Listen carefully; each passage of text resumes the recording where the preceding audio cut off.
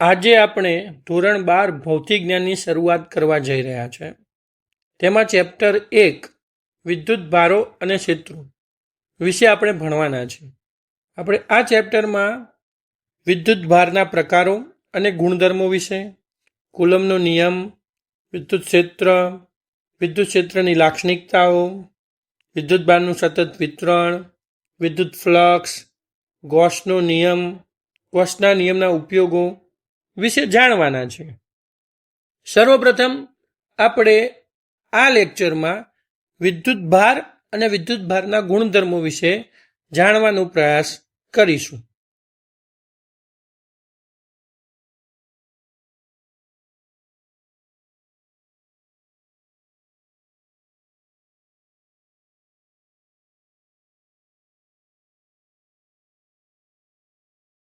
આપણે વિદ્યુત ભાર એટલે શું તે વિશે સમજવાનો પ્રયત્ન કરીએ તો થોડુંક વિદ્યુત ભાર વિશે આપણે જાણીએ કે મનુષ્યો હજારો વર્ષથી વિદ્યુતની અસર વિશે જાણવાનો પ્રયત્ન કરે છે, પરંતુ આપણે ચોક્કસ રીતે ન કહી શકીએ કે વિદ્યુત ભારની શોધ ક્યારે થઈ છે.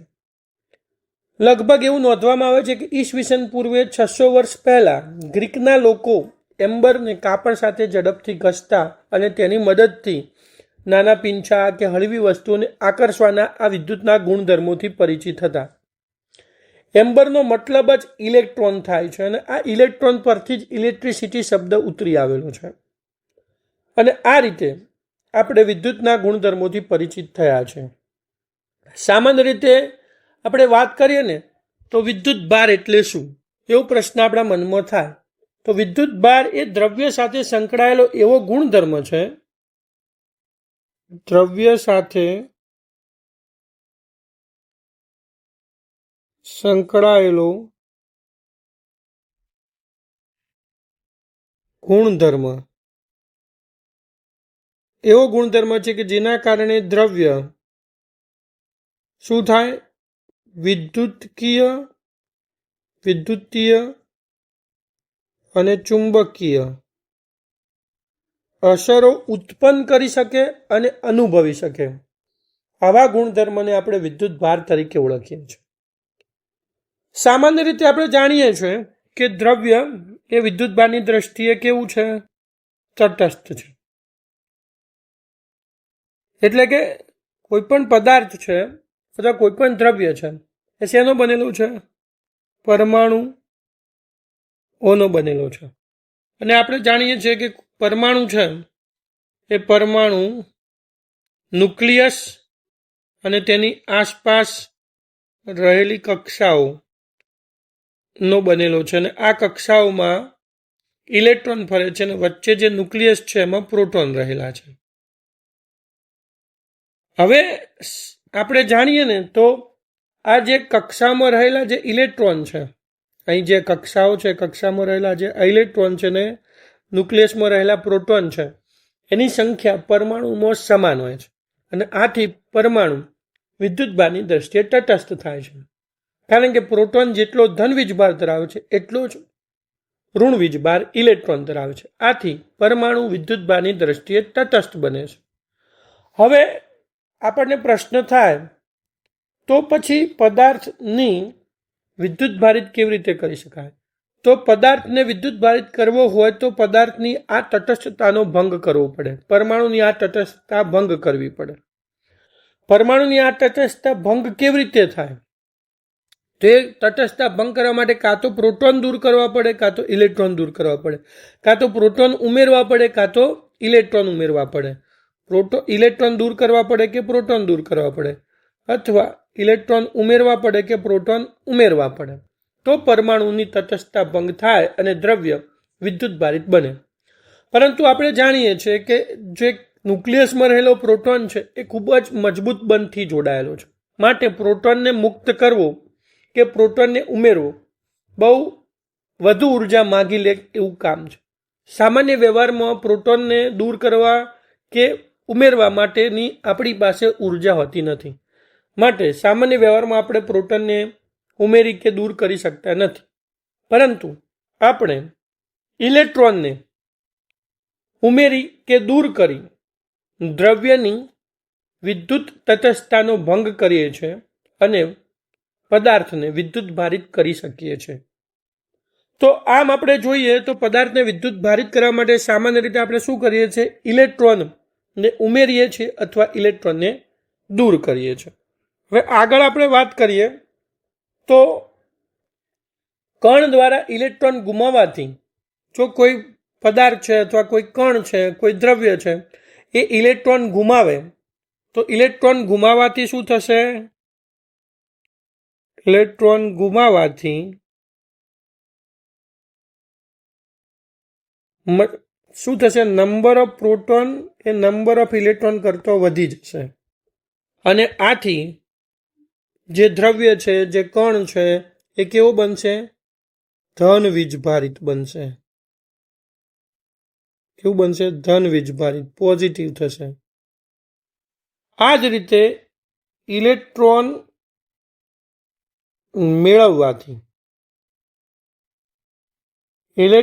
મેળવવાથી શું થશે? Number of electron A number of proton કરતો વધી જશે અને આથી દ્રવ્ય, કણ કે પદાર્થ ઋણ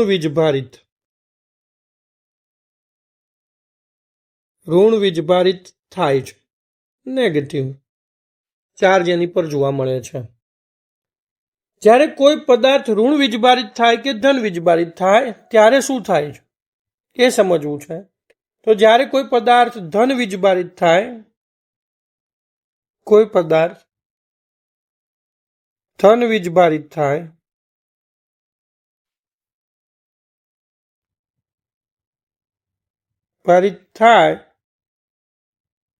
ત્યારે તેના દળમાં નહિવત ઘટાડો થાય છે. એનું દળ શું થાય છે? થોડુંક ઘટે છે. કેમ? કારણ કે ઇલેક્ટ્રોન દૂર થઈ જાય છે અને ઇલેક્ટ્રોન પાસે દળ છે. માટે કોઈ પદાર્થ જો ધન વીજભારિત બને તો એ ઇલેક્ટ્રોન ગુમાવે છે અને ઇલેક્ટ્રોન ગુમાવવાથી એનું દળ પણ થોડુંક ઘટે છે. બહુ નહિવત ઘટે છે, જે વ્યવહારમાં આપણે અવગણી શકીએ એવું હોય છે. માટે વ્યવહારમાં આપણે ગણતા નથી, પરંતુ વાસ્તવિક રીતે તો એના દળમાં થોડોક ઘટાડો થાય છે. આ જ રીતે કોઈ પદાર્થ જો ઋણ વીજભારિત થાય ત્યારે તેના દળમાં નહિવત વધારો થાય છે.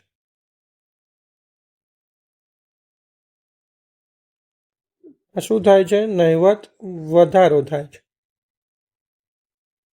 બરાબર છે? એટલે કે ઇલેક્ટ્રોન ઉમેરાય તો દળ વધે છે. આમ આપણે કહી શકીએ છીએ. બરાબર? તો પદાર્થના દળમાં કેટલો ફેરફાર થાય? તો પદાર્થના દળમાં થતો ફેરફાર બરાબર n ક્રોસ m. જો n બરાબર શું છે? મેળવાતા કે ગુમાવાતા ઇલેક્ટ્રોનની સંખ્યા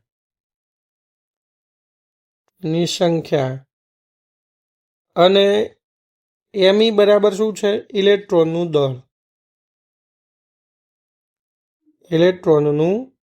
દળ, જે કેટલું છે? 9.1 × 10⁻31 કિલોગ્રામ જેટલું છે, જે આપણે યાદ રાખવાનું. તો આ રીતે ઇલેક્ટ્રોન મેળવવાથી કે ગુમાવવાથી પદાર્થને વીજભારિત કરી શકાય છે અને સાથે સાથે પદાર્થના દળમાં ફેરફાર પણ જોવા મળે છે. અને આ ફેરફાર કેટલો છે?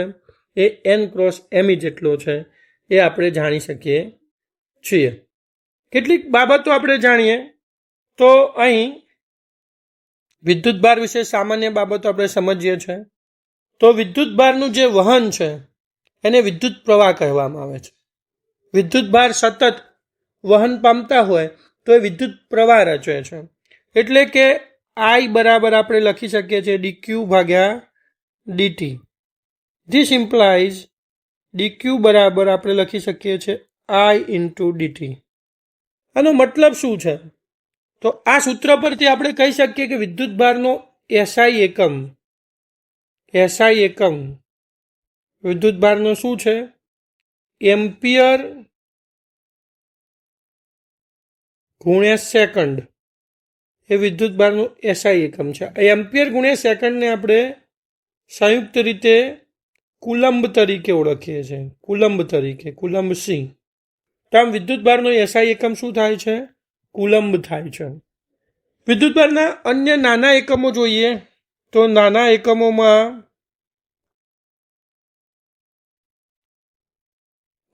એકમોમાં આપણે વાત કરીએ તો મિલીકુલમ, માઇક્રોકુલમ, નેનોકુલમ, આ બધા વિદ્યુતભારના નાના એકમો છે. સીજીએસ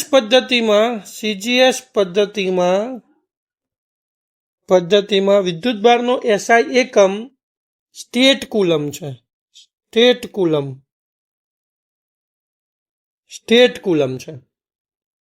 વિદ્યુતભારનું પારિમાણિક સૂત્ર વાત કરીએ તો વિદ્યુતભારનું પારિમાણિક સૂત્ર આપણે ચર્ચામાં લઈએ તો વિદ્યુતભારનું પારિમાણિક સૂત્ર ક્યુ બરાબર AT થાય છે. તો અહીં આપણે વિદ્યુતભારની સામાન્ય માહિતી મેળવી. હવે આપણે વિદ્યુતભારના ગુણધર્મો વિશે અભ્યાસ કરવો છે. વિદ્યુતભારના ગુણધર્મો વિશે આપણે ચર્ચા કરીએ. તેમાં પહેલો એક ગુણધર્મ આપણે જોઈએ. પહેલો ગુણધર્મ છે વિદ્યુતભારનું સ્થળાંતરણ થઈ શકે છે. વિદ્યુતભારનું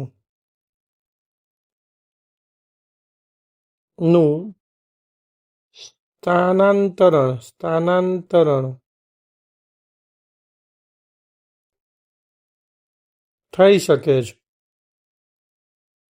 આ વિદ્યુતભારનો પહેલો ગુણધર્મ છે. મતલબ કે આનો મતલબ શું છે કે જો કોઈ વિદ્યુતભારિત પદાર્થને વિદ્યુતરહિત પદાર્થના સંપર્કમાં મૂકવામાં આવે, દાખલા તરીકે આપણી પાસે એક વિદ્યુતભારિત પદાર્થ આ રીતનો છે, બરોબર છે. આ વિદ્યુતભારિત પદાર્થ છે, આ રીતનો આપણી પાસે. હવે આ વિદ્યુતભારિત પદાર્થને એક વિદ્યુતભાર વિહીન પદાર્થ સાથે આપણે સંપર્કમાં લાવીએ તો અહીં આપણી પાસે એક બીજો પદાર્થ વિદ્યુતભાર વિહીન પદાર્થ છે. આ વિદ્યુતભારિત પદાર્થને વિદ્યુતભાર વિહીન પદાર્થ સાથે આપણે શું કરીએ? સંપર્કમાં લાવીએ તો આ જે વિદ્યુતભારિત પદાર્થ છે એ વિદ્યુતભારિત પદાર્થમાંથી આ વિદ્યુતભાર વિહીન પદાર્થમાં સ્થાનાંતર પામશે અને થોડાક સમય પછી આપણે જોઈએ તો આ વિદ્યુતભાર વિહીન પદાર્થ પણ શું થશે? આ શરૂઆતની સ્થિતિ છે. થોડાક સમય પછી આપણે જોઈએ તો આ જે વિદ્યુતભાર વિહીન પદાર્થ છે એ પણ કેવો થઈ જશે? વિદ્યુતભારિત થઈ જશે. એટલે કે અહીં આપણે કહીએ તો અહીં આની પાસે ધારો કે કોઈક વિદ્યુતભાર છે ક્યુ અને અહીં કોઈ વિદ્યુતભાર છે જ નહીં. ધારો કે Q1 બરાબર ક્યુ છે અને અહીં Q2 બરાબર કેવું છે? 0 છે. જો આ બંને વિદ્યુતભારોને એકબીજાના સંપર્કમાં લાવીએ તો થોડાક સમય પછી અહીંથી શું થશે? વિદ્યુતભાર સ્થાનાંતર પામે જશે. બીજા વિદ્યુતભારમાં એનું સ્થાનાંતરણ થશે અને સ્થાનાંતરણને કારણે શું થશે? તો થોડાક સમય પછી અહીં આપણી પાસે Q1 ડેશ બરાબર કંઈક Q ડેશ વધશે અને Q2 ડેશ બરાબર આપણી પાસે કંઈક Q ડબલ ડેશ એમ કંઈક નવો વિદ્યુતભાર વધશે. એટલે કે આ વિદ્યુતભાર વિહીન જે પદાર્થ છે એના પર વિદ્યુતભારના સ્થાનાંતરણને કારણે કંઈક નવો વિદ્યુતભાર આવી ગયો એમ કહેવાય. બરાબર. તો આ પહેલો ગુણધર્મ છે. બીજા ગુણધર્મની આપણે વાત કરીએ તો વિદ્યુતભાર હંમેશા દળ સાથે સંકળાયેલો હોય છે. હંમેશા દળ સાથે સંકળાયેલો હોય છે.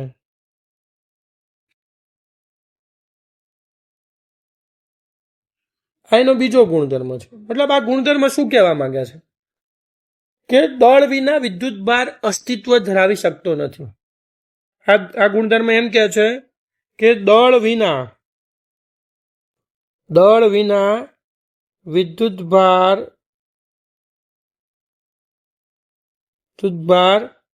અસ્તિત્વ ધરાવી શકતો નથી.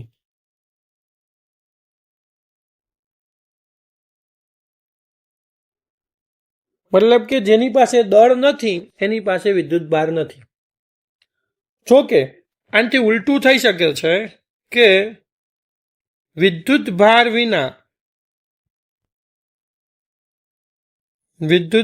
વિના દળ અસ્તિત્વ ધરાવી શકે છે.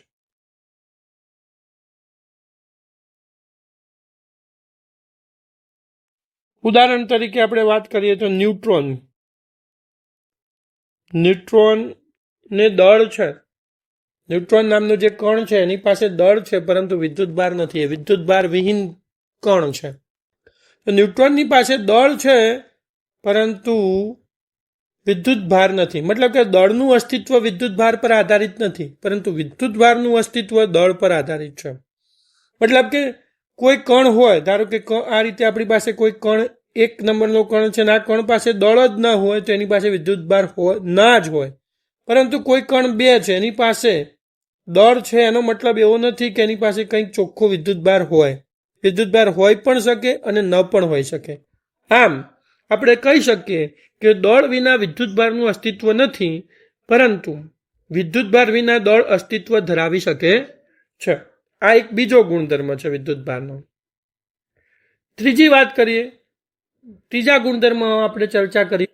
હવે ત્રીજો ગુણધર્મમાં આપણે જોઈએ તો વિદ્યુત ભારનું સંરક્ષણ થાય છે. વિદ્યુત ભારનું સંરક્ષણ થાય છે. તો એનો મતલબ એ છે કે વિદ્યુત ભાર ને ઉત્પન્ન કરી શકાતો નથી કે તેનો નાશ કરી શકાતો નથી. વિદ્યુત ભારને ઉત્પન્ન કરી શકાતો નથી કે તેનો નાશ કરી શકાતો નથી. વિશ્વમાં વિદ્યુત ભારનો કુલ જથ્થો અચળ રહે છે, જેને વિદ્યુત ભારના સંરક્ષણ તરીકે આપણે ઓળખીએ છીએ. પરંતુ આ વિદ્યુત ભારના સંરક્ષણને લગતા કેટલાક અગત્યની બાબતો આપણે નોંધવા જેવી છે. પહેલી બાબત એ છે કે ચોખ્ખો કોઈપણ પદાર્થ પરનો કે કોઈપણ દ્રવ્ય પરનો ચોખ્ખો અથવા પરિણામી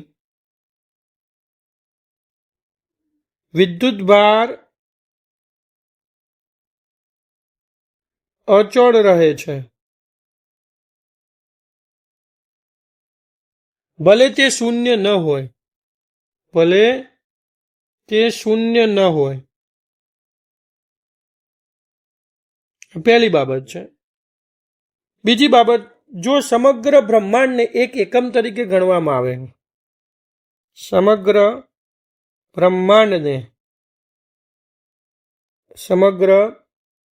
જે બ્રહ્માંડ છે, બ્રહ્માંડને એક એકમ તરીકે ગણવામાં આવે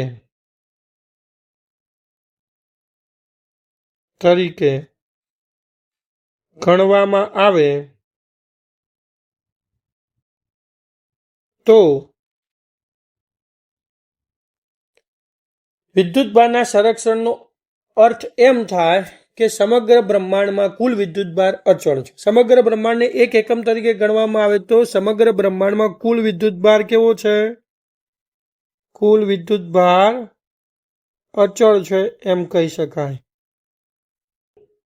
આગળ વાત કરીએ તો આ સિદ્ધાંત વિદ્યુત ભારના સર્જન કે વિનાશ પર પ્રતિબંધ નથી મૂકતો.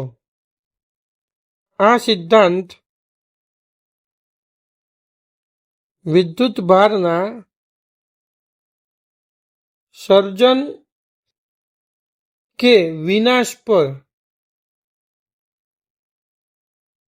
પ્રતિબંધ નથી મૂકતો.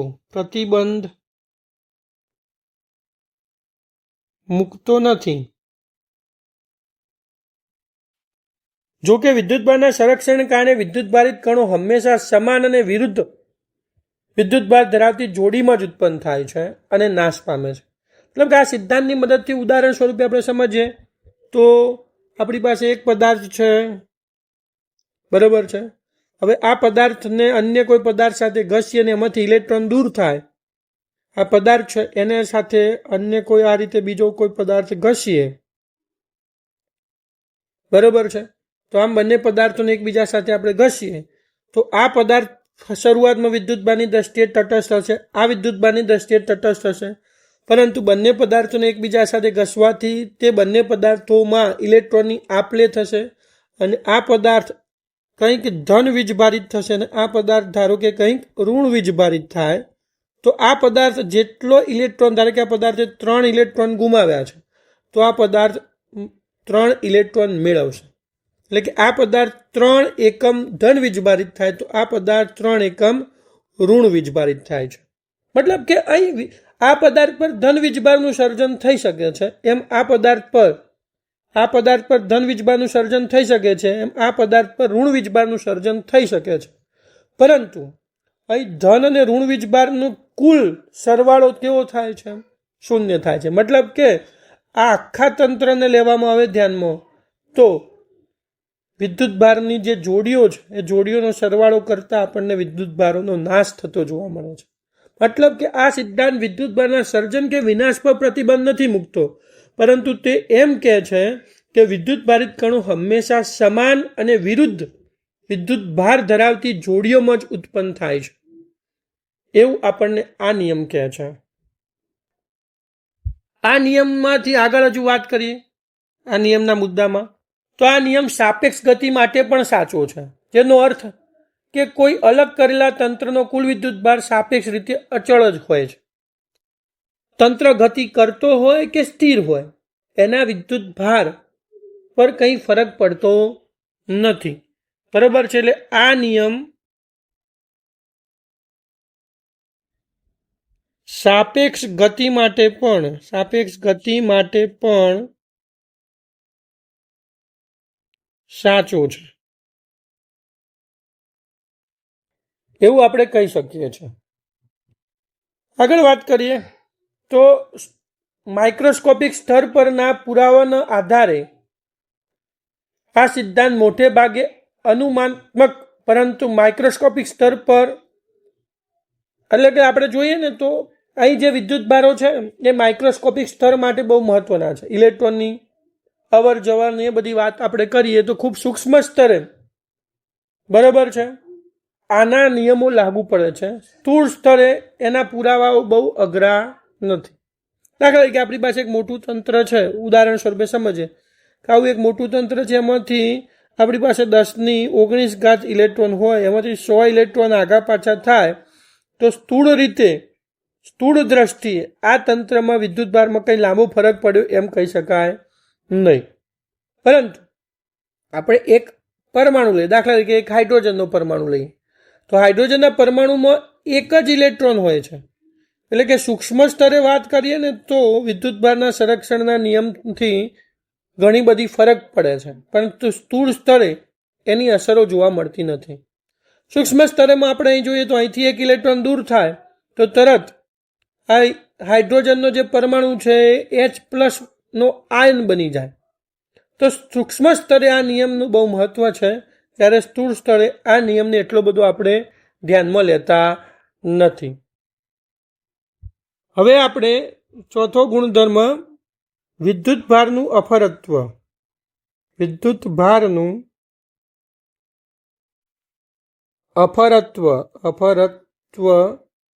સમજવાનો પ્રયત્ન કરીશું. મતલબ શું છે કે ઇનવેરિયન્સ ઓફ ચાર્જને આપણે સમજવું છે કે મૂળભૂત વિદ્યુતભારનું સંખ્યાત્મક મૂલ્ય વેગથી સ્વતંત્ર હોય છે.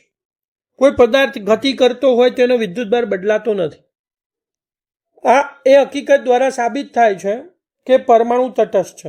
સમજીએ આપણે શું કહેવા માંગે છે કે પરમાણુ છે ને વિદ્યુતભારની દ્રષ્ટિએ કેવો છે? તટસ્થ છે. આપણે જાણીએ કે આપણી પાસે આ જુદી જુદી કક્ષાઓમાં ઇલેક્ટ્રોન રહેલો છે, બાહ્યતમ કક્ષામાં, અને મધ્યમાં આપણી પાસે અહીં ન્યુક્લિયસ છે. હવે આ ન્યુક્લિયસ છે ધન વીજભારિત છે અને તેની બાહ્યતમ કક્ષામાં રહેલા ઇલેક્ટ્રોન ઋણ વીજભારિત છે. અહીં ઇલેક્ટ્રોન છે, અહીં ઇલેક્ટ્રોન છે અને ન્યુક્લિયસમાં શું છે? પ્રોટોન છે. આ કેવા છે? નેગેટિવ છે, ઋણ વીજભારિત છે, અને પ્રોટોન કેવો છે? પોઝિટિવ છે. હવે આપણે જોઈએ ને તો અહીં ઇલેક્ટ્રોન છે ન્યુક્લિયસની આસપાસ કક્ષામાં ભ્રમણ કરતા હોય છે, મતલબ કે ઇલેક્ટ્રોનને કંઈક વેગ હોય છે.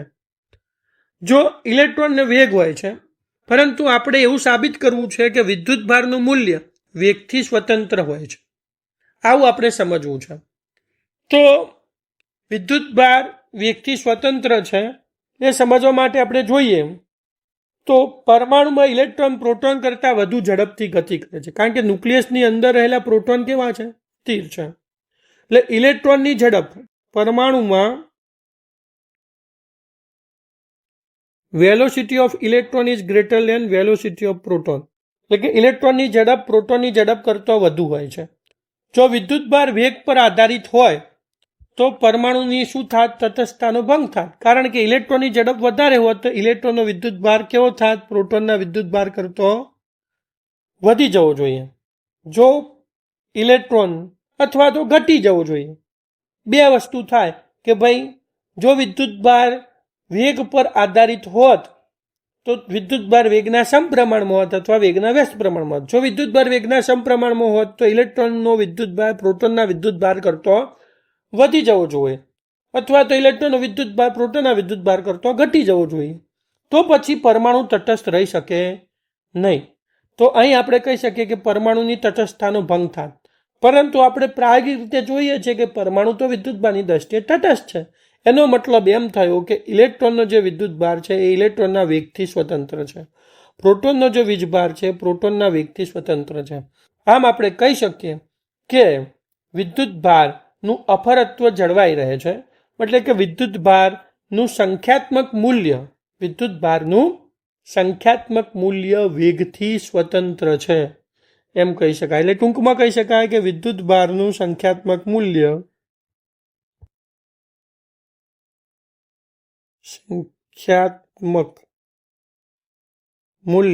વેગથી સ્વતંત્ર છે, આવું આપણે કહી શકીએ છીએ. હવે આપણે આગળ વાત કરીશું ગુણધર્મ 5. વિદ્યુતભાર વિદ્યુત ક્ષેત્રને ચુંબકીય ક્ષેત્ર ઉત્પન્ન કરે છે. 5મા ગુણધર્મની વાત કરીએ. વિદ્યુતભાર વિદ્યુત ક્ષેત્ર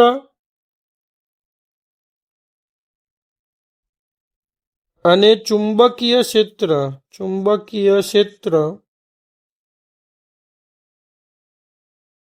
ઉત્પન્ન કરે છે. તો આને આપણે સમજવાનો પ્રયત્ન કરીએ તો આમાં 3 વસ્તુઓ છે. પહેલા સ્થિર વિદ્યુતભારની વાત કરીશું. સ્થિર વિદ્યુતભાર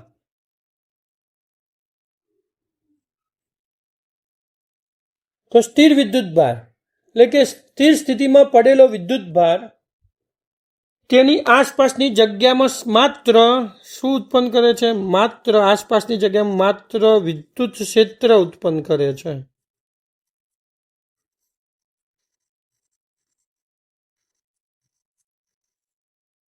બરાબર. સ્થિર વિદ્યુતભાર ખાલી તેની આસપાસના વિસ્તારમાં શું કરે છે? માત્ર વિદ્યુત ક્ષેત્ર ઉત્પન્ન કરે છે. જો વિદ્યુતભાર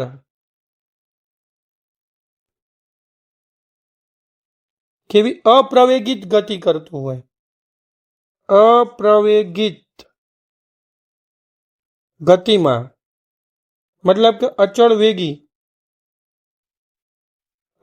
વેગી ગતિ કરતો હોય, જો વિદ્યુતભાર અપ્રવેગી ગતિ અથવા અચળ વેગથી ગતિ કરતો હોય તો તે વિદ્યુત ક્ષેત્ર, તેની આસપાસના વિસ્તારમાં વિદ્યુત ક્ષેત્ર અને ચુંબકીય ક્ષેત્ર એમ બંને ક્ષેત્રો ઉત્પન્ન કરે. વિદ્યુત ક્ષેત્ર અને ચુંબકીય ક્ષેત્રો, વિદ્યુત ક્ષેત્રો અને ચુંબકીય ક્ષેત્રો પોતાની આસપાસના વિસ્તારમાં ઉત્પન્ન કરે છે. અને છેલ્લી બાબત આપણે સમજીએ કે વિદ્યુતભાર કેવી ગતિ કરતો હોય? પ્રવેગિત ગતિ કરતો હોય, મતલબ કે એનો વેગ સમય સાથે બદલાતો જતો હોય, પ્રવેગિત ગતિમાં હોય. વિદ્યુતભાર કેવો હોય? પ્રવેગિત ગતિમાં, મતલબ કે સમય સાથે વેગ બદલતો હોય, તો વિદ્યુત ભાર એ વિદ્યુત ક્ષેત્ર, ચુંબકીય ક્ષેત્ર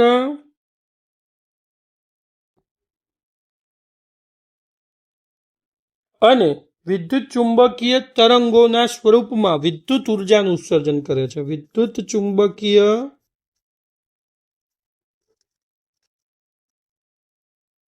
તરંગોના સ્વરૂપમાં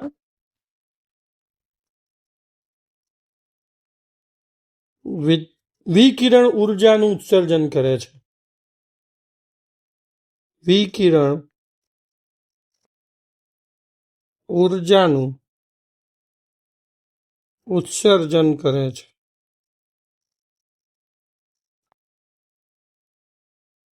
એમ આપણે કહી શકીએ. તો આમ વિદ્યુત ભાર કેવો છે, કેવી પરિસ્થિતિમાં છે, એના આધારે આપણને જુદી જુદી અસરો એની આસપાસના વિસ્તારમાં જોવા મળે છે. હવે આગળ વાત કરીએ, વિદ્યુત ભારનો એક નવો ગુણધર્મ સમજીએ, વિદ્યુત ભારનું ક્વોન્ટમીકરણ. છઠ્ઠો ગુણધર્મ આપણે વાત કરીશું, વિદ્યુત ભારનું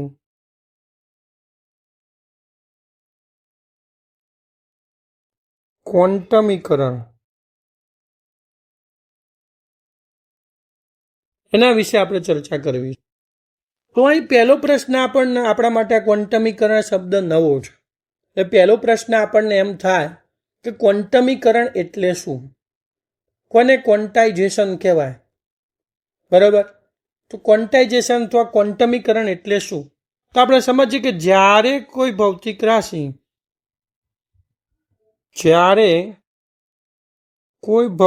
રાશિ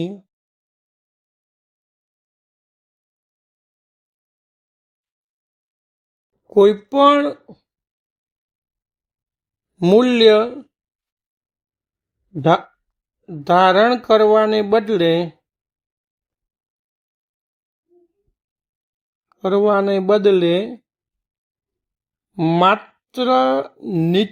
માત્ર અમુક નિશ્ચિત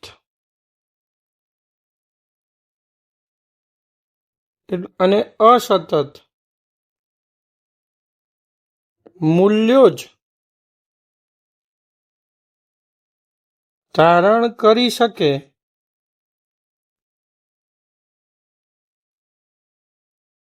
ત્યારે તે રાશિ ક્વોન્ટાઇઝ્ડ છે તેમ કહેવાય. ક્વોન્ટાઇઝ્ડ છે તેમ કહેવાય.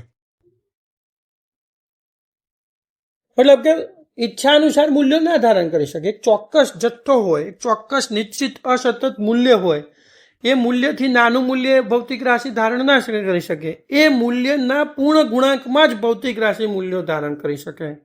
તો એ ભૌતિક રાશિ કેવી છે? ક્વોન્ટાઇઝ છે તેમ કહેવાય. ઉદાહરણ તરીકે અહીં આપણે વિદ્યુત ભારના ક્વોન્ટમીકરણની વાત કરવી છે. તો આપણે જોઈએ ને, તો વિદ્યુત ભારનું ક્વોન્ટમીકરણ આપણે સમજવું છે. તો આપણે જોઈએ કે પ્રકૃતિમાં સૌથી નાનો સ્વતંત્ર અસ્તિત્વ ધરાવતો વિદ્યુત ભાર કયો છે? તો પ્રકૃતિમાં સૌથી નાનો સ્વતંત્ર અસ્તિત્વ ધરાવતો વિદ્યુત ભાર એટલે ઇલેક્ટ્રોનનો વિદ્યુત ભાર છે. કોનો વિદ્યુત ભાર છે? ઇલેક્ટ્રોનનો વિદ્યુત ભાર. એ પ્રકૃતિમાં સૌથી નાનો સ્વતંત્ર અસ્તિત્વ ધરાવતો વિદ્યુત ભાર છે, જેનું મૂલ્ય કેટલું છે?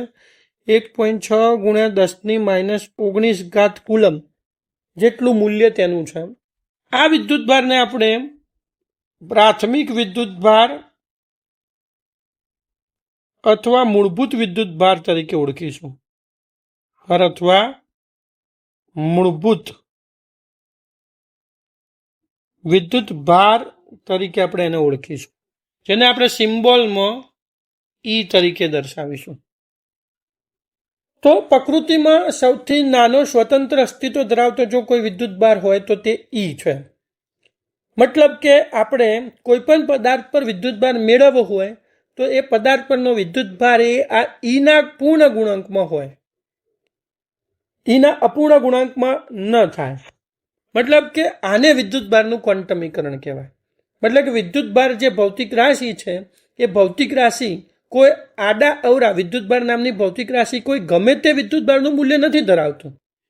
વિદ્યુતભાર નામની ભૌતિક રાશિ એ ઈના નિશ્ચિત મૂલ્યો જ ધારણ કરી શકે છે. મતલબ કે ઈના પૂર્ણાંક મૂલ્યો જ ધારણ કરી શકે છે. બીજા કોઈ મૂલ્યો કોઈ પદાર્થ ધારણ કરી શકતો નથી વિદ્યુતભારના. એટલે આમ કહી શકાય કે વિદ્યુતભારની જે ભૌતિક રાશિ છે એ ભૌતિક રાશિનું ક્વોન્ટાઇઝેશન થયેલું છે તેમ કહેવાય. મતલબ હવે આપણે વાત કરીશું વિદ્યુતભારના ક્વોન્ટમીકરણની. વિદ્યુતભારનું ક્વોન્ટમીકરણ. વિદ્યુતભારનું ક્વોન્ટમીકરણ અને એને આપણે સમજવાનો પણ પ્રયત્ન કરીશું. તો કોને વિદ્યુતભારનું ક્વોન્ટમીકરણ કહેવાય? તો આપણે કહી શકીએ કે વિશ્વમાં, બરાબર છે, કોઈ પણ પદાર્થ પરનો વિદ્યુતભાર ઈ વિશ્વમાં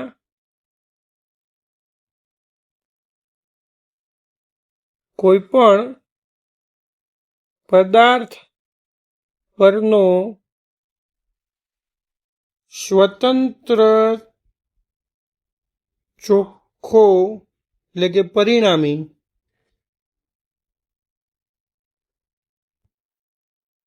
વિદ્યુતભાર હંમેશા ઈના પૂર્ણ ગુણાંકમાં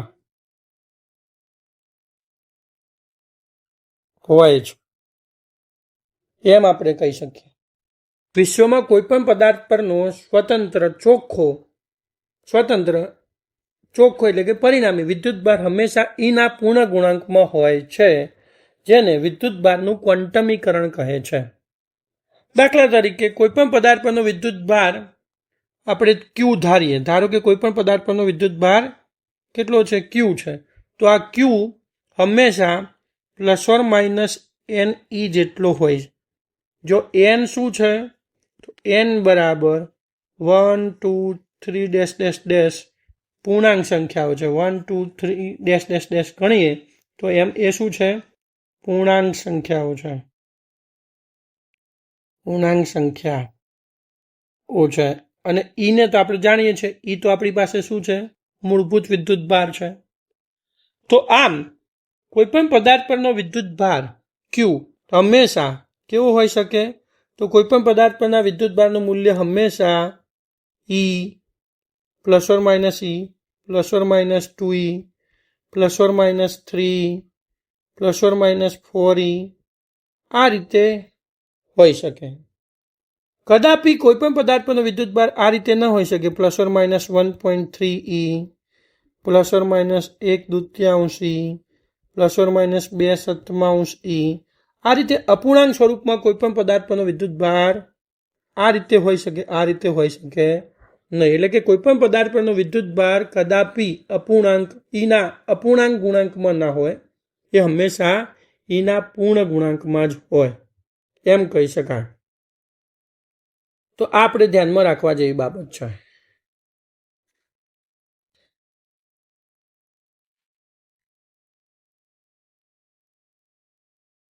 ઓકે, તો આને કહેવાય વિદ્યુતભારનું ક્વોન્ટમીકરણ. હવે વિદ્યુતભારના ક્વોન્ટમીકરણમાં કેટલીક વધારાની બાબત આપણે સમજવાનો પ્રયત્ન કરીશું.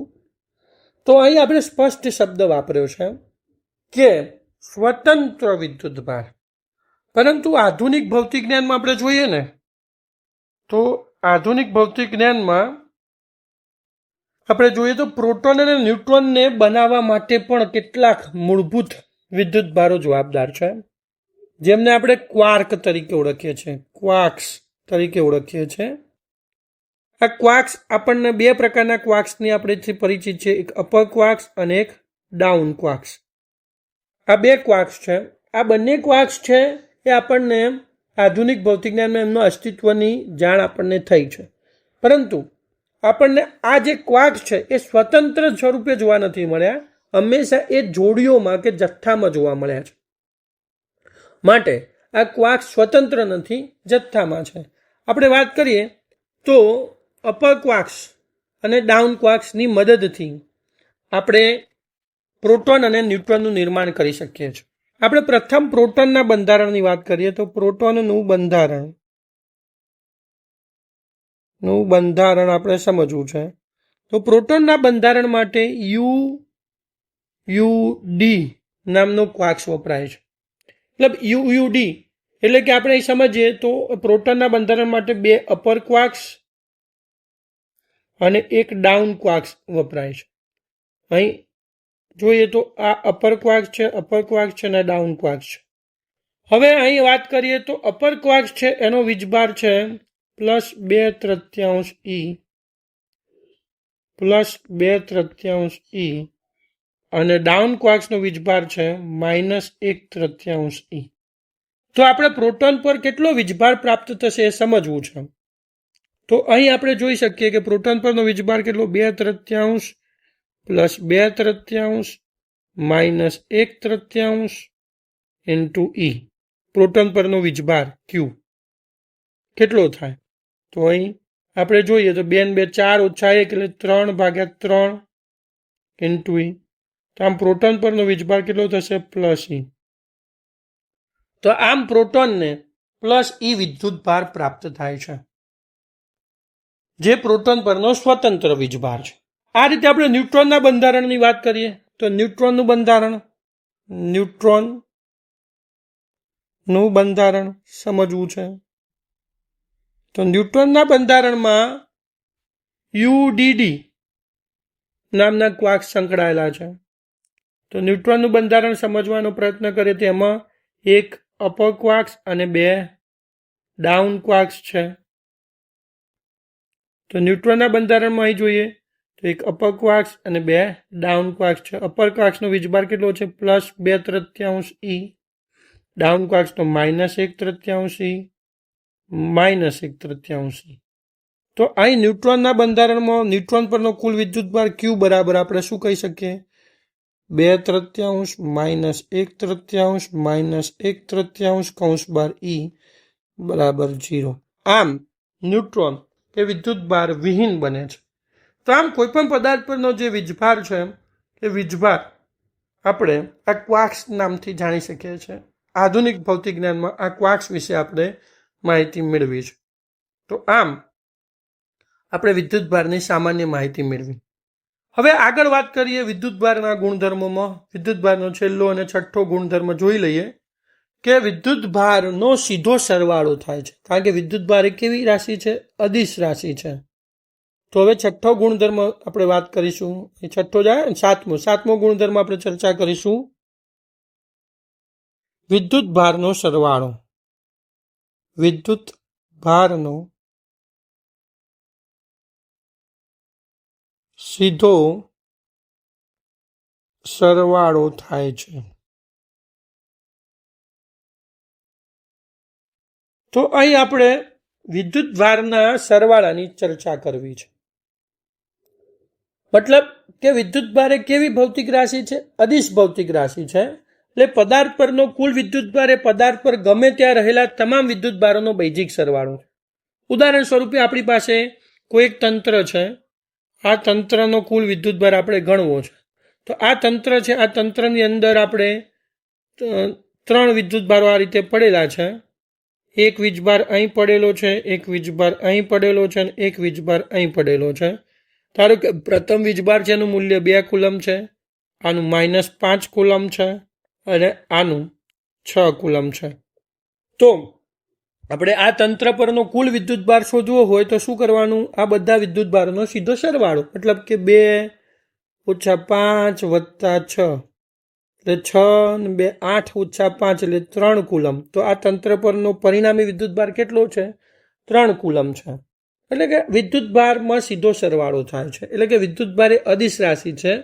વિદ્યુતભારમાં કંઈ દિશા દર્શાવવાની જરૂર પડતી નથી. બરાબર? વિદ્યુતભારનું ફક્ત મૂલ્ય જ જાણવું મહત્વનું છે. અને એના મૂલ્યો 2 પ્રકારે હોય. એક ધન પ્રકારનું મૂલ્ય હોય અને એક ઋણ પ્રકારનું મૂલ્ય હોય. તો આમ વિદ્યુતભારોનો સીધો સરવાળો કરી શકાય છે. તો અહીં આપણે વિદ્યુતભારના ગુણધર્મો વિશે અભ્યાસ કર્યો. હવે વિદ્યુતભારને આધારે આપણે પદાર્થને મુખ્યત્વે 2 ભાગમાં વહેંચીશું, એક વાહક અને બીજો અવાહક. તો પ્રથમ આપણે વાહક વિશે સમજીએ કે વાહકમાં શું ગુણધર્મ હોય છે. તો વાહકની આપણે વાત કરવી છે. તો વાહક પદાર્થમાં શું હોય છે કે આ રીતે વાહક પદાર્થનો કોઈ પરમાણુ લઈએ, તો વાહક પદાર્થનો આ રીતે પરમાણુ આપણે લઈએ તો વાહક પદાર્થના પરમાણુમાં આ ધારો કે આ અંદરનું ન્યુક્લિયસ છે,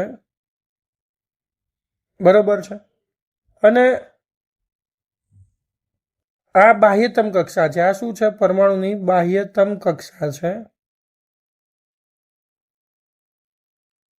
અને આ ન્યુક્લિયસ છે. તો વાહક પદાર્થમાં આપણે જોઈએ ને તો આ બાહ્યતમ કક્ષામાંનો જે ઇલેક્ટ્રોન છે, જેને આપણે વેલેન્સ ઇલેક્ટ્રોન કહીએ છીએ, આ ઇલેક્ટ્રોનની બાહ્યતમ કક્ષામાં રહેલો સૌથી બહારની કક્ષા એટલે બાહ્યતમ કક્ષામાં રહેલા ઇલેક્ટ્રોનને આપણે વેલેન્સ ઇલેક્ટ્રોન કહીએ છીએ. આ વેલેન્સ ઇલેક્ટ્રોન છે એ આ ન્યુક્લિયસ સાથે ખૂબ નિર્બળ બંધથી જોડાયેલો હોય છે. પરિણામે તેને પરમાણુમાંથી સહેલાઈથી મુક્ત કરી શકાય છે અને તે વાહકમાં ગતિ કરી શકે છે અથવા વાહકમાંથી સંપૂર્ણપણે બહાર પણ નીકળી શકે છે. એટલે કે વેલેન્સ ઇલેક્ટ્રોન કોઈ ચોક્કસ પરમાણુ સાથે કાયમી ધોરણે બંધાયેલો રહેતો નથી અને તે શું કરે છે? સમગ્ર ધાતુ પદાર્થમાં વહન કરી શકે છે. મતલબ કે આ રીતે આપણે સ્ટ્રક્ચર સમજીએ કે આપણી પાસે આખું એક ધાતુ પદાર્થનું આખું સ્ટ્રક્ચર છે.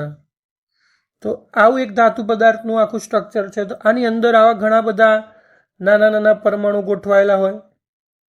આ ઘણા બધા પરમાણુ એકબીજાને અડીને ગોઠવાયેલા હોય. આ રીતે ઘણા બધા પરમાણુ એકબીજાને ગોઠવાયેલા હોય, નજીક નજીક નજીક ખૂબ, બરાબર છે.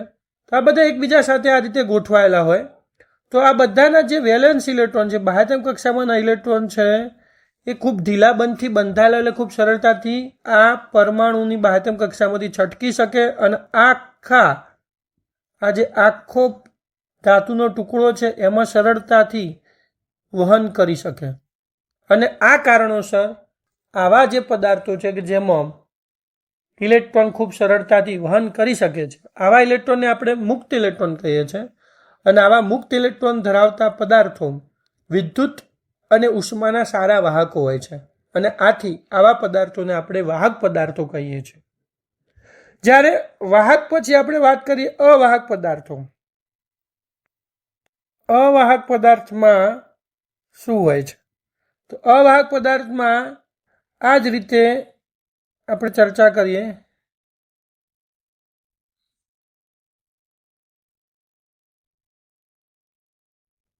ઠંડુ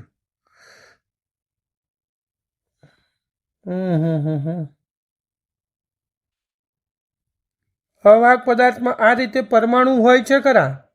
પરમાણુની બાહ્યતમ કક્ષામાં રહેલા જે ઇલેક્ટ્રોન છે, એ પરમાણુની બાહ્યતમ કક્ષામાં રહેલ જે આ ઇલેક્ટ્રોન છે, આ ઇલેક્ટ્રોન કેવા હોય છે? આમાં ઇલેક્ટ્રોન કેવા હોય છે? નબળા બંધથી જકડાયેલા હોય છે. ન્યુક્લિયસ સાથે નબળા બંધથી જકડાયેલા હોય છે. જ્યારે આ બાહ્યતમ કક્ષામાં ઇલેક્ટ્રોન કેવા હોય છે?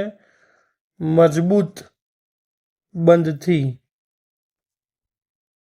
જકડાયેલા હોય છે.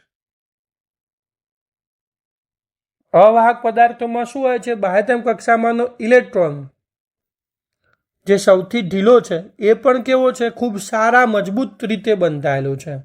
અને આથી આ ઇલેક્ટ્રોનને મુક્ત કરવા માટે આપણે વધારે ઉર્જાની જરૂર પડે છે. સામાન્ય વ્યવહારમાં આપણે આવી ઉર્જા આપી શકતા નથી, માટે આ ઇલેક્ટ્રોન મુક્ત થતો નથી. અને આના કારણે સમગ્ર આ રીતે અવાહક પદાર્થનો આવો ટુકડો લઈએ તો અવાહક પદાર્થમાં ટુકડામાં અહીં આપણે વાત કરીએ તો આ રીતે આ ઇલેક્ટ્રોન છટકી શકતો જ નથી. આ ઇલેક્ટ્રોન અહીંથી છટકી શકતો નથી, માટે આ ઇલેક્ટ્રોન અહીં બંધાયેલો રહે છે. માટે આખા જે પદાર્થ છે એમાં આ ઇલેક્ટ્રોન વહન પામી શકતો નથી અને આથી આવા પદાર્થો વિદ્યુત અને ઉષ્માના અવાહક હોય છે. તો આમ વિદ્યુતભારના આ ગુણધર્મોને કારણે આપણે પદાર્થને બે ભાગમાં વિભાજી શકીએ છીએ, વાહક પદાર્થો અને અવાહક પદાર્થો. હવે આપણે ઇલેક્ટ્રોસ્કોપ વિદ્યુતભાર દર્શક વિશે ચર્ચા કરવાના છે. તો ઇલેક્ટ્રોસ્કોપ આપણે એમાં જોઈએ ને તો આપણે અહીં સોનાના વરખવાળા વિદ્યુત દર્શકની એક આકૃતિ આપણને અહીં આપેલી છે અને એના આધારે આપણે વિદ્યુત દર્શક વિશે સમજવાનો પ્રયત્ન કરીએ. તો સામાન્ય રીતે આપણે જોઈએ ને તો વિદ્યુત દર્શક છે ને એ વિદ્યુતભાર જે ખરું એ વિદ્યુતભારનું મૂલ્ય નક્કી કરવા માટે અને વિદ્યુતભારનો પ્રકાર નક્કી કરવા માટે વપરાતું એક સાદું યંત્ર છે. તો વિદ્યુત દર્શકની મદદથી આપણે વિદ્યુતભારનું મૂલ્ય અને એનો પ્રકાર નક્કી કરી શકીએ છીએ. વિદ્યુતભારના માપન માટે ઉચ્ચ અને ઓછી સંવેદનશીલતા ધરાવતા કેટલા ઇલેક્ટ્રોસ્કોપ બનાવવામાં આવ્યા. એમાં જુદી જુદી ધાતુઓનો ઉપયોગ કરીને ઇલેક્ટ્રોસ્કોપ આપણે બનાવ્યા, જુદા જુદા વિદ્યુત દર્શક યંત્રો આપણે બનાવ્યા. એમાંનું એક સોનાની વરખવાળું વિદ્યુત દર્શક આપણે અહીં દર્શાવ્યું છે. એવું જરૂરી નથી કે સોનાની વરખવાળું જ બનાવવું જોઈએ. સોનાની જગ્યાએ એલ્યુમિનિયમનું હોય, તાંબાનું હોય, પિત્તળનું હોય, એમ અન્ય ધાતુના પણ વિદ્યુત દર્શક યંત્રો બનાવી શકાય છે. તો હવે આપણે આ વિદ્યુત દર્શક યંત્ર જે ઇલેક્ટ્રોસ્કોપ છે એની રચનાને સમજવાનો પ્રયત્ન કરવો છે. તો અહીં આપણે રચના સમજીએ તો વિદ્યુત દર્શક યંત્ર છે એમાં જોઈએ તો પિત્તળનો બનેલો એક ઊભો આવો ધાતુનો સળિયો હોય છે. આવો એક ધાતુનો પિત્તળનો બનેલો આપણને આવો એક સળિયો જોવા મળે છે. વચ્ચે મિડલમાં અહીંથી અહીં સુધી જોઈએ તો એક ધાતુનો ઊભો સળિયો હોય છે, બરોબર છે. જેના છેડે આપણે અહીં આકૃતિમાં જોઈએ તેના છેડે અહીં શું હોય છે તો એક ધાતુના ગોળા જેવી અથવા એક તકતી જેવો ભાગ રાખવામાં આવે છે. જ્યારે કોઈ બાહ્ય વિદ્યુત ભારિત પદાર્થ, ધારો કે આ કાચનો સળિયો છે એ વિદ્યુત ભારિત કાચનો સળિયો છે, ધન વીજભારિત કાચનો સળિયો છે. તો બાહ્ય વિદ્યુત ભારિત પદાર્થને જ્યારે આ તકતીની નજીક લઈ જવામાં આવે છે ત્યારે તેની અંદર શું થાય છે, આ ધન વીજભારને કારણે આ તકતીની અંદર રહેલા ઋણ વીજભાર પ્રેરિત થાય છે. એટલે કે આ કાચના સળિયામાં રહેલો ધન વીજભાર આ તકતીની અંદર ઋણ વીજભાર પ્રેરિત કરે છે, બરોબર છે. એટલે પ્રેરણના કારણે આ જે તકતી છે એ તકતી પર વિરુદ્ધ પ્રકારનો વીજભાર પ્રેરિત થાય છે. અને અહીં ધારો કે અહીં ધન વીજભાર છે તો આ ધન વીજભારને કારણે તકતી પર અહીં ઋણ વીજભાર પ્રેરિત થાય છે. અને એના લીધે આપણે જોઈએ તો અહીં જોઈ શકીએ છીએ, થોડું મોટું જોઈએ, મોટા સ્વરૂપમાં તો આપણને દેખાશે કે અહીં જોઈ શકીએ છીએ આપણે કે અહીં શું થાય છે, અહીં ધન વીજભારને કારણે આ તકતી પર વિરુદ્ધ પ્રકારનો વીજભાર પેદા થાય છે પ્રેરણના કારણે. અને હવે અહીં ઋણ વીજભાર પેદા થાય છે અને એના કારણે અહીં જે નીચે આપણે સોનાની વરખ જે જોઈએ છે, સોનાના જે પાંદડા છે નાના એ પાંદડા છે, એ પાંદડા પર આપણે નજર નાખીએ તો એ પાંદડા પર અહીં ઋણ વીજભારનો વિરુદ્ધ પ્રકારનો ધન વીજભાર અહીં પ્રેરિત થાય છે. આ ધન વીજભાર પ્રેરિત થાય છે અને એના કારણે આ પાંદડીઓ શું થાય છે, એકબીજાથી દૂર જાય છે, અપાકર્ષણ અનુભવી. પહેલા બંને પાંદડીઓ કેવી હોય, એકબીજાને મડીને જ પડેલી હોય, પણ અપાકર્ષણ થાય એટલે બંને પાંદડીઓ કેવી થઈ જાય, એકબીજાથી આ રીતે દૂર જાય, એની વચ્ચે ખૂણો રચાય, બરોબર છે. અને એકબીજાને અપાકર્ષે છે અને એકબીજાથી છૂટા પડે છે. સોનાની વરખ વચ્ચેના આ ખૂણોનું મૂલ્ય માપી આપણે ગણતરી કરી વિદ્યુતભારનું મૂલ્ય જાણી શકીએ છીએ. જો ખૂણો નાનો હોય તો વિદ્યુતભારનું મૂલ્ય નાનું છે અને ખૂણો મોટો હોય તો વિદ્યુતભારનું મૂલ્ય મોટું છે. આ રીતે આપણે વિદ્યુતભારનું મૂલ્ય પણ જાણી શકીએ છીએ. અને અહીં જે બહારની તકતી છે એ તકતી પર કેવા પ્રકારનો વીજભાર ઉદ્ભવે છે એની મદદથી પણ આપણે શું કરી શકીએ છીએ, વિદ્યુતભારનો પ્રકાર જાણી શકીએ છીએ. તો આમ ઇલેક્ટ્રોસ્કોપની મદદથી આપણે વિદ્યુતભારની પરખ કરી શકીએ છીએ અને તેનું મૂલ્ય જાણી શકીએ છીએ. તો આ એક સાદું ઇલેક્ટ્રોસ્કોપ આપણે ધ્યાનમાં લઈએ છીએ જેની મદદથી આપણે વિદ્યુતભારની પરખ અને એનું મૂલ્ય જાણી શકીએ છીએ. હવે આપણે પદાર્થ પર વિદ્યુતભાર કેવી રીતે પ્રેરિત કરી શકાય અથવા પદાર્થને વિદ્યુતભારિત કેવી રીતે કરી શકાય તે માટેની જુદી જુદી પદ્ધતિઓ વિશે જાણવાનો પ્રયાસ કરીશું. પદાર્થને આપણે 3 પદ્ધતિથી વિદ્યુતભારિત કરીશું. એમાંની પ્રથમ પદ્ધતિ છે ઘર્ષણ દ્વારા વિદ્યુત ભારણ. તો આપણે જોઈએ કે જ્યારે કેટલાક અવાહકોને કાપડ અથવા ઊન સાથે ઘસવામાં આવે ત્યારે તેઓ વિદ્યુત ભારિત થાય છે. એટલે કે ઇલેક્ટ્રોનના સ્થળાંતરને કારણે તેઓ વિદ્યુત ભારિત થાય છે એમ કહી શકાય. ઇલેક્ટ્રોનના સ્થળાંતરને કારણે તે વિદ્યુત ભારિત થાય ત્યારે બે પદાર્થોને જ્યારે આપણે એકબીજા સાથે ઘસીએ ને ત્યારે એક પદાર્થ ઇલેક્ટ્રોન ગુમાવે જ્યારે બીજો પદાર્થ ઇલેક્ટ્રોન મેળવે છે. એટલે કે એક પદાર્થમાંથી બીજા પદાર્થમાં ઇલેક્ટ્રોનનું સ્થાનાંતરણ થાય છે. આપણે સમજીએ ઉદાહરણ સ્વરૂપે કે આપણી પાસે અહીં એબોનાઇટનો સળિયો છે.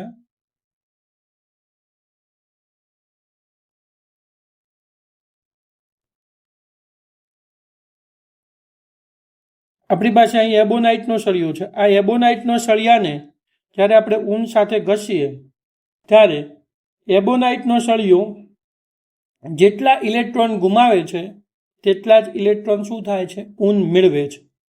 અહીં આપણે જોઈએ તો એબોનાઇટનો સળિયો જે છે એ એબોનાઇટનો સળિયો ધારો કે ઇલેક્ટ્રોન ગુમાવી અને કેવો ધન વીજભારિત થતો હોય.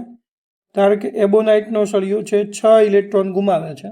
6 ઇલેક્ટ્રોન ગુમાવી એ 6 એકમ ધન વીજભારિત થાય.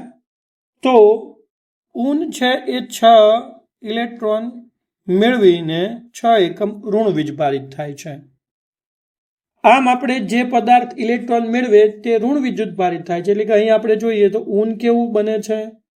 ઊન છે ઋણ વિદ્યુત ભારિત બને છે અને એબોનાઇટનો સળિયો છે કેવો બને છે? ધન વિદ્યુત ભારિત બને છે. ધન વિદ્યુત ભારિત બને છે. આમ જે પદાર્થ ઇલેક્ટ્રોન ગુમાવે તે ધન વિદ્યુત ભારિત અને જે પદાર્થ ઇલેક્ટ્રોન મેળવે તે ઋણ વિદ્યુત ભારિત થાય છે. તેથી ધન વિદ્યુત ભારિત પદાર્થની આપણે વાત કરીએ તો આવું કેમ થાય છે? જો આપણે આ તો એક અવાહક બે અવાહક ચોક્કસ અવાહક પદાર્થોને ઘસવાથી આપણને આવું થાય છે. પરંતુ આપણે બે વાહક પદાર્થો લઈ લીધા હોત, બરાબર છે, તો આપણે ધાતુના સળિયાને એક હાથમાં પકડીને તેને કોઈ પણ સામગ્રી સાથે ઘસીએ તો ધાતુનો સળિયો વિદ્યુત ભારિત થતો નથી. દાખલા તરીકે આપણે સમજીએ કે મારી પાસે એક આવો ધાતુનો સળિયો છે. આ મારી પાસે એક ધાતુનો સળિયો છે. આ શું છે? મારી પાસે એક ધાતુનો સળિયો છે. હવે હું આ ધાતુના સળિયાને બરાબર છે અન્ય કોઈ સામગ્રી સાથે ઘસું. દાખલા તરીકે અહીં મારી પાસે કોઈ અન્ય સામગ્રી હું વિચારું છું કે આવી એક અન્ય સામગ્રી છે.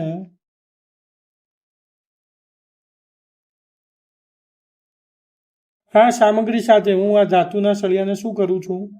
આમ ઘસું છું. હું આ ધાતુના સળિયા સાથે આ સામગ્રી સાથે ઘસું અને ઘસું હેન્ડલથી પકડીને, તો ધાતુનો સળિયો વીજભારિત થતો નથી. જો આ ધાતુના સળિયાની જગ્યાએ કોઈ અવાહક સળિયો હોત તો એ વીજભારિત થાત. એટલે આપણે કહી શકીએ કે ઘર્ષણથી ધાતુનો સળિયો વીજભારિત થતો નથી. આનું કારણ એ છે કે ઇલેક્ટ્રોન ધાતુમાંથી આપણા હાથમાં અને ત્યારબાદ જમીનમાં સરળતાથી વહી શકે છે. જો કે આ ધાતુનો સળિયો છે એના પર હું આ રીતે એક લાકડાનું હેન્ડલ બેસાડી દઉં, આ રીતે લાકડાનું એક હેન્ડલ બેસાડી દઉં ધાતુના સળિયા પર, અને ત્યારબાદ આ ધાતુના સળિયાને હું ઘસું. બરાબર છે, લાકડા અથવા કાચનો હાથો આપણે બેસાડી દઈએ અને હાથાને પકડીને જો ધાતુના સળિયાને ઘસવામાં આવે તો ધાતુના સળિયો વીજભારિત થાય છે. હવે જે ધાતુના સળિયા પરના જે જમા વિદ્યુત ભારો છે તે આપણા હાથમાંથી જમીનમાં વહી શકતા નથી અને ધાતુનો સળિયો વીજભારિત થાય છે. તો આમ ઘર્ષણ દ્વારા પદાર્થ પર વિદ્યુત ભાર મેળવી શકાય છે. હવે આપણે આગળ વાત કરીશું વહન દ્વારા વિદ્યુત ભારણ. હવે આપણે વાત કરીશું વહન દ્વારા વિદ્યુત ભારણ એટલે કે ચાર્જિંગ બાય કન્ડક્શન. વહન દ્વારા વિદ્યુત ભારણ માટે બે પદાર્થો વચ્ચે સંપર્ક હોવો જરૂરી છે. આપણે અહીં આકૃતિમાં જોઈએ ને તો આપણી પાસે પ્રથમ એક તટસ્થ વીજભાર રહિત ગોળો છે અને એક ધન વીજભારિત ગોળો છે. બંને ગોળાઓને અવાહક સ્ટેન્ડ પર આપણે મૂકેલા છે. ત્યાર પછી આપણે શું કરીએ છીએ કે વીજભાર વિહીન ગોળા અને ધન વીજભારિત ગોળા બંનેને એકબીજા સાથે સંપર્કમાં લાવવામાં આવે છે. તો બંને વાહકો એકબીજાના સંપર્કમાં આવે છે, બરાબર. અહીં જો વિદ્યુતભાર ધન હોય કે ઋણ હોય, તેના પોતાના અપાકર્ષણને કારણે બંને વાહકો પર શું થાય છે? ફેલાઈ જાય છે. આમ બંને વાહકો પર શું થશે? તો આપણે સમજીએ કે અહીં છે આ ધન વીજભારિત ગોળો છે એ શું કરશે? તો ધન વીજભારિત જે ગોળો છે એના કારણે અહીં શું થશે કે અહીંથી વીજભાર ધન વીજભાર છે એ અહીંથી સ્થળાંતર પામશે, આ ગોળા પરથી સ્થળાંતર પામશે અને બીજા ગોળા પર સ્થાપિત થશે. આ ગોળા પરથી ધન વીજભાર સ્થળાંતર પામી આ ગોળા પર સ્થાપિત થશે. આ રીતે અહીંથી આ વીજભાર અહીંથી આ વીજભાર છે ને આમ સ્થળાંતર પામી આ ગોળા પર સ્થાપિત થશે અને ધીમે ધીમે આ ગોળા પર ધન વીજભાર આવશે. હવે આવું થયા પછી બંને ગોળાઓને એકબીજાથી છૂટા કરી દેવામાં આવે તો આ ગોળા પર પણ ધન વીજભાર આવશે અને આ ગોળા પર પણ ધન વીજભાર આવશે. આમ બંને ગોળાઓ ધન વીજભારિત થશે. એટલે કે બંને વાહકો સમાન પ્રકારના વિદ્યુત ભારથી વિદ્યુત ભારિત થશે. આને આપણે સંપર્ક દ્વારા વિદ્યુત ભારણ અથવા તો ચાર્જિંગ બાય કન્ડક્શન અથવા તો વહન દ્વારા વિદ્યુત ભારણ કહીએ છીએ. અહીં વિદ્યુત અપાકર્ષણને કારણે આ ઘટના જોવા મળે છે એમ કહી શકાય. તો અહીં આપણે વહન દ્વારા વિદ્યુત ભારણ વિશે માહિતી મેળવી. હવે આગળ આપણે વિદ્યુત ભારણનો ત્રીજો પ્રકાર સમજીશું. હવે આપણે પ્રેરણ દ્વારા વિદ્યુત ભારણ ચાર્જિંગ બાય ઇન્ડક્શન જોઈશું.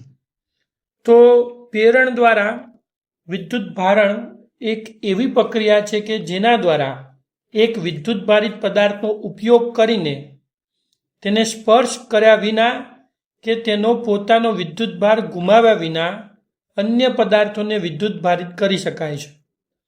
જો કોઈ વિદ્યુત ભારિત પદાર્થને તટસ્થ પદાર્થની નજીક લઈ જવામાં આવે, જોઈએ છે આપણે આકૃતિમાં જોઈએ કે આપણી પાસે એક શરૂઆતમાં એક આવો તટસ્થ વિદ્યુત ભારિત ગોળો અવાહક સ્ટેન્ડ પર મૂકેલો છે. હવે આ તટસ્થ વિદ્યુત ભારિત ગોળા અવાહક ગોળાની નજીક આપણે એક ઋણ વીજભારિત સળીઓ લઈ જઈએ તો શું થાય છે? તો વિદ્યુત ભારિત પદાર્થ તટસ્થ પદાર્થ પર હાજર વિજાતીય વિદ્યુત ભારોને આકર્ષે છે. એટલે કે આ જે સળિયાની અંદર રહેલા ઋણ વીજભાર છે એ આ ગોળાની અંદર રહેલા ધન વીજભારોને પોતાની તરફ આકર્ષે છે. હવે જો તટસ્થ પદાર્થને આપણે શું કરીએ, અહીંથી અર્થિંગ આપી દઈએ. હવે જો તટસ્થ પદાર્થને અર્થિંગ કરવામાં આવે તો જે ઋણ વીજભારો બીજા છેડે અપાકર્ષણ પામીને ભેગા થયા છે, ઋણ વીજભારો શું થશે? આ અર્થિંગના તાર મારફતે જમીનમાં વહન પામી જશે. હવે ત્યારબાદ આપણે આ ઋણ વીજભારિત સળીઓ અને આ અર્થિંગ આ બંનેને હટાવી દઈએ તો હવે જે ધન વીજભાર છે અને વધેલા ઋણ વીજભાર છે એ પદાર્થમાં પુનઃ ગોઠવણી પામશે અને સમગ્ર પદાર્થમાં વિતરિત થઈ જશે. તો હવે તમે જુઓ કે આ પદાર્થ શરૂઆતમાં કેવો હતો? વીજભાર વિહીન હતો. પરંતુ હવે આ પદાર્થમાં જો ધન વીજભારની સંખ્યા અને ઋણ વીજભારની સંખ્યા અલગ અલગ હોવાથી આ જે ગોળો છે એ ધન વીજભારિત ગોળો બને છે. આમ પ્રેરણ દ્વારા આપણે આ રીતે કોઈપણ પદાર્થને વિદ્યુત ભારિત કરી શકીએ છીએ. આ રીતે કરવામાં આવતી જે વિદ્યુત ભારણની પ્રક્રિયા છે તેને પ્રેરણ દ્વારા વિદ્યુત ભારણની પ્રક્રિયા કહે છે અને અંગ્રેજીમાં બોલીએ તો ચાર્જિંગ બાય ઇન્ડક્શન તરીકે ઓળખવામાં આવે છે. હવે આપણે અત્યાર સુધી જે પણ ભણ્યા તેને લગતા કેટલાક દાખલાઓ, કોયડાઓ અને ઉદાહરણો વિશે અભ્યાસ કરીશું. તો હવે આપણે કેટલાક ઉદાહરણો જાણીએ. ઉદાહરણ 1 આપણે જોઈએ તો એમાં શું કહ્યું છે કે એક કાચના સળિયાને રેશમી કાપડ સાથે ઘસવામાં આવે છે. કાચનો સળિયો પ્લસ 19.2 × 10⁻⁹ કુલમ જેટલો વિદ્યુત ભાર પ્રાપ્ત કરે છે. તો આપણે શું શોધવું છે? પહેલામાં આપણે પૂછ્યું છે કાચના સળિયા દ્વારા ગુમાવેલા ઇલેક્ટ્રોનની સંખ્યા શોધો. મતલબ કે આપણે ગુમાવેલા ઇલેક્ટ્રોનની સંખ્યા શોધવી છે. રેશમ દ્વારા પ્રાપ્ત થયેલો ઋણ વિદ્યુત ભાર શોધો. શું કાચમાંથી રેશમમાં દળનું સ્થાનાંતરણ થાય છે? હા, તો તે દળનું મૂલ્ય શોધો, એટલે કે સ્થાનાંતરિત દળનું મૂલ્ય શોધો. આમ આપણને 3 પ્રશ્નો પૂછેલા છે. તો ચલો આપણે પહેલો પ્રશ્ન છે કાચના સળિયા દ્વારા ગુમાવેલા ઇલેક્ટ્રોનની સંખ્યા શોધો. પહેલા આપણને આપેલું શું છે એ જોઈએ. તો અહીં આપણને આપેલું છે કુલ વિદ્યુતભાર Q. કાચના સળિયો કેટલો ધન વિદ્યુતભારિત થાય છે? એટલે અહીં આપણે કાચના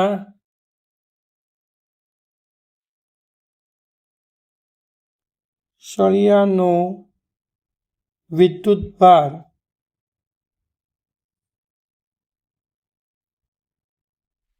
આપણને Q બરાબર આપેલા છે +19.2 × 10⁻⁹ કુલમ. આટલું આપણને આપી દીધેલું છે.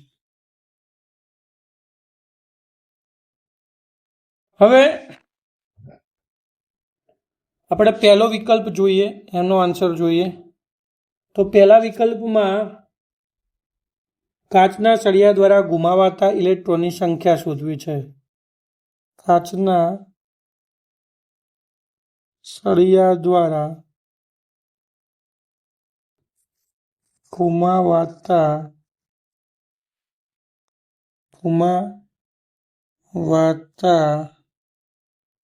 ઇલેક્ટ્રોનની સંખ્યા મોલ n બરાબર આપણે કહી શકીએ Q/E. આપણે ક્વોન્ટમીકરણના નિયમ પરથી કહી શકીએ ને. તો સ્મોલ n બરાબર Q/E. તો Q કેટલો છે? 19.2 ×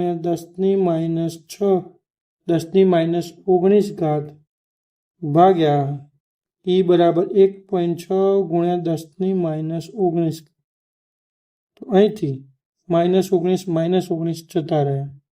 તો આપણો આન્સર થશે 19.2 ભાગ્યા 1.6 બરાબર આપણને જવાબ મળશે 12. મતલબ કાચનો સળિયો 12 ઇલેક્ટ્રોન ગુમાવે છે એમ કહી શકાય. હવે બીજો પ્રશ્ન આપણને પૂછ્યો છે કે રેશમ દ્વારા પ્રાપ્ત થયેલો ઋણ વિદ્યુતભાર શોધો. તો કાચના સળિયાને પ્રાપ્ત થતો વિદ્યુતભાર કેટલો છે?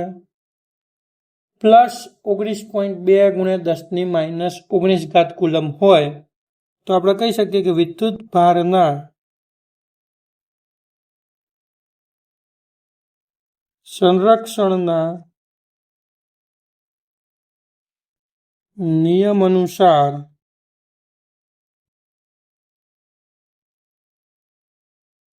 રેશમ દ્વારા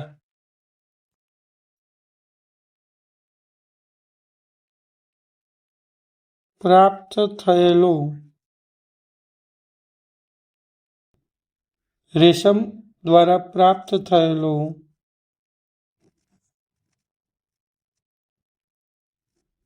વિદ્યુતભાર બરાબર -19.2 × 10⁻⁹ કુલમ થાય.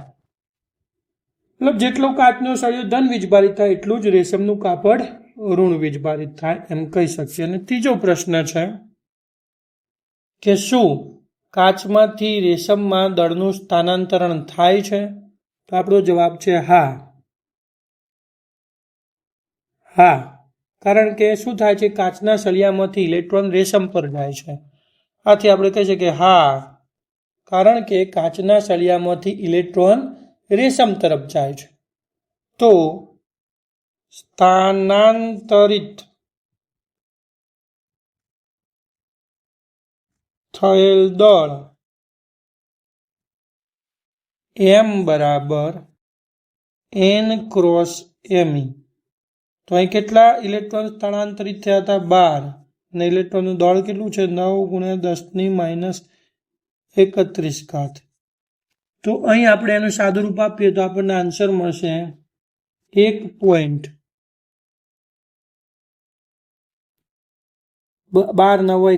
ને 108 ગુણ્યા 10⁻31 બરાબર આપણે શું કહી શકીએ 1.08 ગુણ્યા 10⁻29 કિલોગ્રામ. તો આટલું દળ સ્થાનાંતરિત થયું હશે.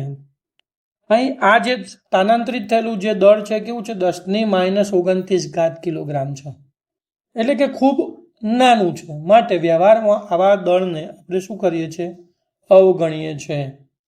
વ્યવહારમાં માટે આપણે આવા દળને શું ગણીએ છીએ અવગણીએ છીએ, એની ગણતરી કરતા નથી, કારણ કે આ ખૂબ સૂક્ષ્મ દળ છે, માટે એની કોઈ ગણતરી આપણે વ્યવહારમાં કરતા નથી. હવે આપણે આગળ ઉદાહરણ 2 જોઈએ. ઉદાહરણ 2 માં આપણે જોઈએ તો આપણને માહિતી આપી છે કે જો પદાર્થ એમાંથી બનેલી વસ્તુને પદાર્થ બીમાંથી બનેલી વસ્તુઓ સાથે ઘસવામાં આવે છે તો એ ધન વિદ્યુત ભારિત થાય છે અને બે ઋણ વિદ્યુત ભારિત થાય છે. જો કે જો પદાર્થ એની વસ્તુને પદાર્થ સીની વસ્તુ સાથે ઘસવામાં આવે તો એ ઋણ વિદ્યુત ભારિત થાય છે. તો પદાર્થ બીની વસ્તુને પદાર્થ સીની વસ્તુ સાથે ઘસવામાં આવે તો શું થશે? આવો આપણને પ્રશ્ન પૂછ્યો છે. તો આપણે સમજીએ, આનું ઉદાહરણનું સોલ્યુશન લાવીએ. તો આપણી પાસે પદાર્થ એ છે, આ રીતે આપણે ધારો કે આપણી પાસે આ પદાર્થ એ છે.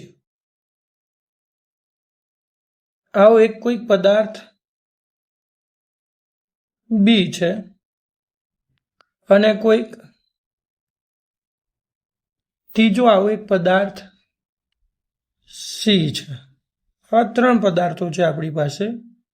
આ છે પદાર્થ એ, બી અને સી. આ 3 પદાર્થમાંથી બનેલી વસ્તુ આપણી પાસે છે. હવે શું કહે છે પ્રથમ કે પદાર્થ એમાંથી બનેલી વસ્તુને આપણે આ જે પદાર્થ એ છે એમાંથી બનેલી વસ્તુને બીમાંથી બનેલી વસ્તુ સાથે ઘસીએ, એટલે કે એમાંથી બનેલી વસ્તુને બીમાંથી બનેલી વસ્તુ સાથે ઘસીએ તો શું થાય છે? એ ધન વિદ્યુત ભારિત બને છે. મતલબ કે આ બંનેને એકબીજા સાથે ઘસવામાં આવે તો એ કિસ્સામાં શું થાય છે? તો પ્રથમ આપણે જોઈએ તો પ્રથમ આપણી પાસે ફર્સ્ટ કેસમાં જોઈએ તો શું થાય છે? તો આ એ અને બી, આ બે જે વસ્તુઓ છે એને એકબીજા સાથે આપણે ઘસીએ અને ઘસ્યા પછી એમને છૂટી કરીએ તો શું થાય છે? તો ઘસ્યા પછી આપણે એમને છૂટી કરીએ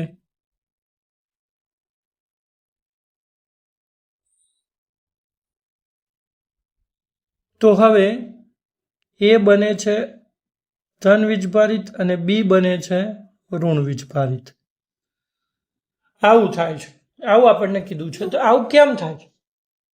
આવું થવાનું કારણ એ છે કે એ અને બીને ઘસવામાં આવે ત્યારે એ ધન વિદ્યુત ભારિત અને બી ઋણ વિદ્યુત ભારિત થાય છે. આનો અર્થ એવો થયો કે બીની સરખામણીમાં એમાં ઇલેક્ટ્રોન નિર્બળ બનથી બંધાયેલા છે. આનો મતલબ તો એવો થયો કે આ બી છે એમાં મજબૂતાઈથી ઇલેક્ટ્રોન બંધાય છે અને આમાં ઇલેક્ટ્રોન નિર્બળતાથી બંધાયેલા છે. એટલે આ એ ઇલેક્ટ્રોન ગુમાવે છે અને બી ઇલેક્ટ્રોન મેળવે છે. માટે એ ધન વીજભારિત થાય છે અને બી ઋણ વીજભારિત થાય છે, એમ કહી શકાય. હવે બીજો કિસ્સો આપણને શું કીધો છે એ સમજીએ. તો બીજા કિસ્સામાં આપણે અહીં જોઈએ. બીજા કિસ્સામાં હવે આપણને કીધું છે કે એ ધન વિદ્યુત એ ને સી સાથે ઘસવામાં આવે તો આપણી પાસે આ રીતે એક વસ્તુ છે એ, એને આપણે અહીં સી સાથે ઘસીએ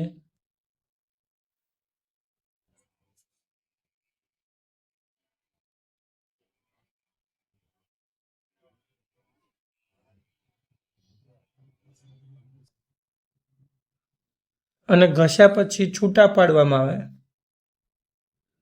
તો શું થાય છે? તો ઘસ્યા પછી છૂટા પાડવામાં આવે તો આ એ વિદ્યુતભારિત વસ્તુ છે એ કેવી બને છે અને સી વિદ્યુતભારિત વસ્તુ કેવી બને છે એની આપણે માહિતી આપેલી હશે રકમમાં.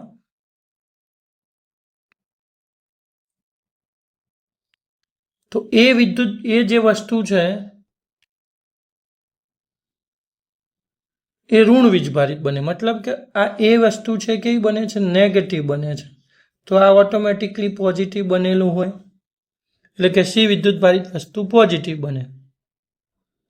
તો હવે આપણે કહી શકીએ કે આનો મતલબ શું છે કે જે એ વિદ્યુતભારિત વસ્તુ છે એમાં ઇલેક્ટ્રોન સીમાંથી ઇલેક્ટ્રોન એમાં આવે છે. મતલબ કે એ વિદ્યુતભારિત વસ્તુ જે છે એની અંદર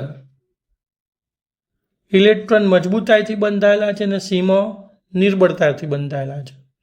તો આ બે પરિણામ 1 અને 2 પરથી કહીએ તો સૌથી વધુ મજબૂત ઇલેક્ટ્રોન ક્યાં બંધાયેલા છે? બીમાં. અને સૌથી નિર્બળ ઇલેક્ટ્રોન ક્યાં બંધાયેલા છે? સીમાં. એટલે આપેલ બે પરિણામ પરથી આપણે શું કહી શકીએ કે બીમાં ઇલેક્ટ્રોન સૌથી મજબૂતાઈથી અને સીમાં ઇલેક્ટ્રોન સૌથી નિર્બળતાથી બંધાયેલા છે. તો હવે આપણે ત્રીજો કેસ લઈએ. તો ત્રીજા કેસમાં હવે આપણે શું કરીએ? બી ને સી સાથે,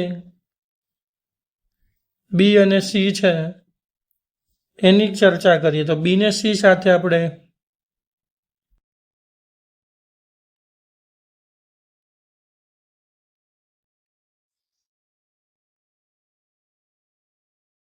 આ જે છે બી ને સી સાથે ઘસી તો શું થશે?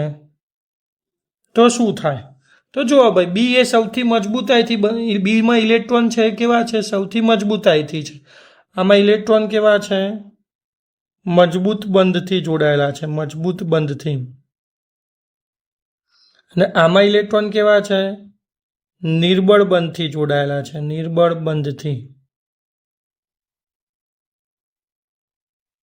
તો હવે આ ઘટના કરીએ તો આપણે કહી શકીએ કે ભાઈ જે બી છે એ ઇલેક્ટ્રોન ગુમાવશે નહીં અને સી છે એ ઇલેક્ટ્રોન ગુમાવશે.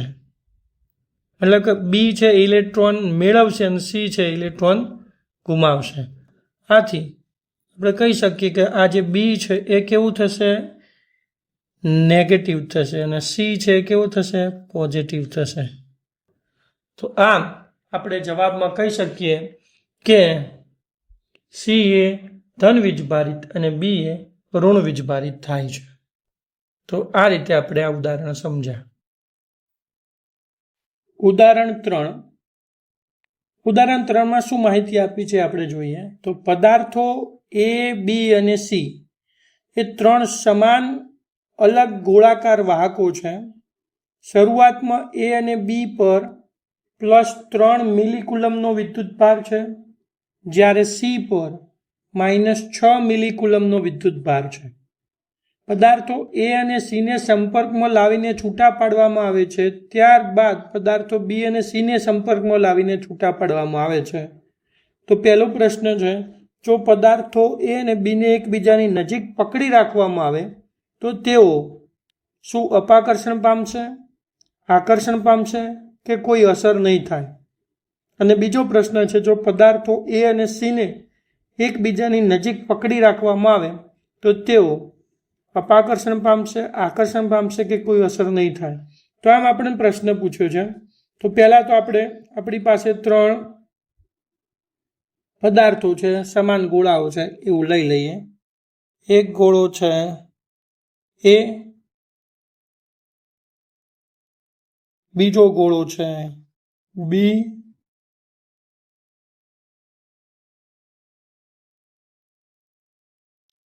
અને ત્રીજો ગોળો છે સી. તો આમ આપણી પાસે 3 ગોળાઓ છે. પહેલો ગોળો છે એ, બી અને સી. આના પર વિદ્યુતભાર છે +3 મિલીકુલમ શરૂઆતમાં, આના પર છે +3 મિલીકુલમ અને આના પર છે -6 મિલીકુલમ વિદ્યુતભાર છે. હવે પહેલી પ્રોસેસ આપણે શું કરીએ છીએ? તો પહેલી પ્રોસેસ છે કે પદાર્થ એ અને સીને સંપર્કમાં લાવી છૂટા પાડવામાં આવે છે. એટલે પહેલા તો આપણે ગોળો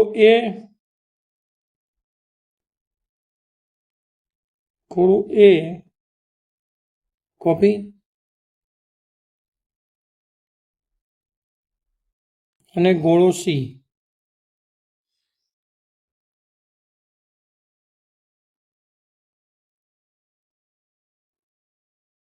એકબીજા સાથે આપણે સંપર્કમાં લાવ્યા.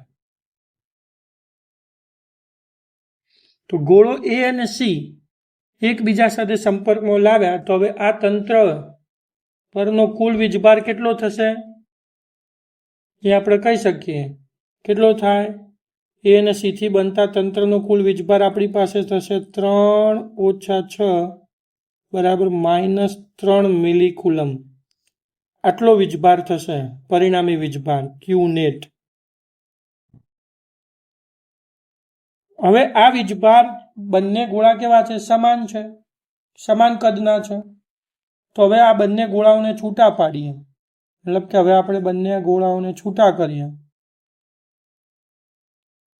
ગોળા એ ને છૂટો કરીએ, ગોળા એ ને છૂટો કરીએ અને ગોળા સી ને છૂટો કરીએ. તો બંનેને છૂટા કરીએ તો બંને પર સરખો વીજભાર વેચાય.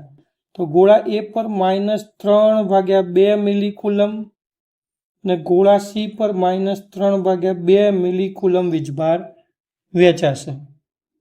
હવે બીજી પ્રક્રિયા શું કરવાની છે? તો બીજી પ્રક્રિયામાં આ ગોળા એ ને સી ને છૂટો કર્યા બાદ બી અને સી ને સંપર્કમાં લાવવામાં આવે. તો હવે અહીંથી ગોળો બી સંપર્કમાં લઈ જઈશું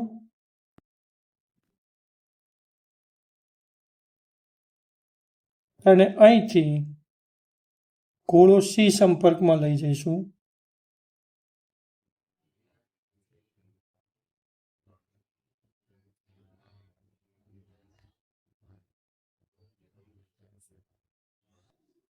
તો અહીં છે +3 મિલીકુલમ અને અહીં છે -3. હવે બંનેને સંપર્કમાં લાવી છૂટા પાડીએ. તો પહેલા તો અહીં ક્યુ નેટ કેટલો મળશે? પરિણામી ક્યુ નેટ તો એ કેટલો મળશે? 3 - 3/2. 3 દુ 6 - 3 એટલે +3/2 મિલીકુલમ આપણને મળશે. બરાબર છે. હવે આ વિદ્યુતભાર બંને ગોળાઓ સમાન છે, માટે બંને ગોળાઓ પર આ વિદ્યુતભાર કેવો થશે? સમાન વેચાશે. મતલબ કે ગોળો બી છે એના પર સમાન એટલે કે અડધો વીજભાર આવશે, જે ટોટલ વીજભાર છે એનો. મતલબ ટોટલ વીજભાર છે આપણી પાસે 3/2 અને એના ભાગ્યા 2 બરાબર 3/4 મિલીકુલમ વીજભાર આપણી પાસે આવશે ગોળા બી પર. એ જ રીતે ગોળા સી પર આપણી પાસે પણ એટલો જ વીજભાર આવશે. કેટલો? ગોળા સી પર આપણી પાસે વીજભાર કેટલો આવશે? 3/4 3/2 ભાગ્યા 2 બરાબર 3/4 મિલીકુલમ ગોળા સી પર આવશે. તો આ બે પ્રક્રિયાને અંતે આપણે જોઈએ તો ગોળો એ કેવો બન્યો છે? ગોળો એ નેગેટિવ બન્યો. ગોળો બી કેવો બન્યો છે? પોઝિટિવ બન્યો છે. અને ગોળો સી કેવો બન્યો છે? પોઝિટિવ બન્યો છે. હવે આ બે પ્રક્રિયાઓ કર્યા પછી આપણે આન્સર જોઈએ. તો પહેલા ઓપ્શન એમાં આન્સરમાં જોઈએ. ઓપ્શન એમાં શું કહે છે કે હવે શું કરીએ છીએ, એ અને બીને એકબીજાની નજીક પકડી રાખીએ તો શું થાય? એ અને બીને એકબીજાની નજીક પકડી રાખીએ, એ કેવો છે હવે જોઈએ તો હવે એ કેવો છે? નેગેટિવ. એટલે કે આ એ નેગેટિવ છે અને બી કેવો છે? પોઝિટિવ. એ અને બીને એકબીજાની નજીક પકડી રાખીએ તો હવે બંને એકબીજા પ્રત્યે શું લગાવશે? આકર્ષણ બળ. એટલે બંને વચ્ચે કેવું બળ લાગશે? આકર્ષણ. બંને એકબીજાને શું કરશે? આકર્ષવાનો પ્રયાસ કરશે. કારણ કે આપણે જાણીએ છીએ કે વિજાતીય વિદ્યુત ભારો વચ્ચે આકર્ષણ થાય. તો આ પહેલાનો જવાબ શું આવશે આપણું? બંને એકબીજાને આકર્ષણ પામશે. તો એ જ રીતે ઓપ્શન બીમાં આપણે જોઈએ તો ઓપ્શન બીમાં હવે શું કરવાનું છે કે ગોળા એ અને સીને પકડી રાખવા છે. એ કેવો બન્યો છે આપણી પાસે? પરિણામી એ આપણો પોઝિટિવ બન્યો છે, સોરી નેગેટિવ બન્યો છે. એ અહીં નેગેટિવ છે અને સી આપણો કેવો બન્યો છે? એ અને સી ને સી આપણો કેવો બન્યો છે? પોઝિટિવ બન્યો છે.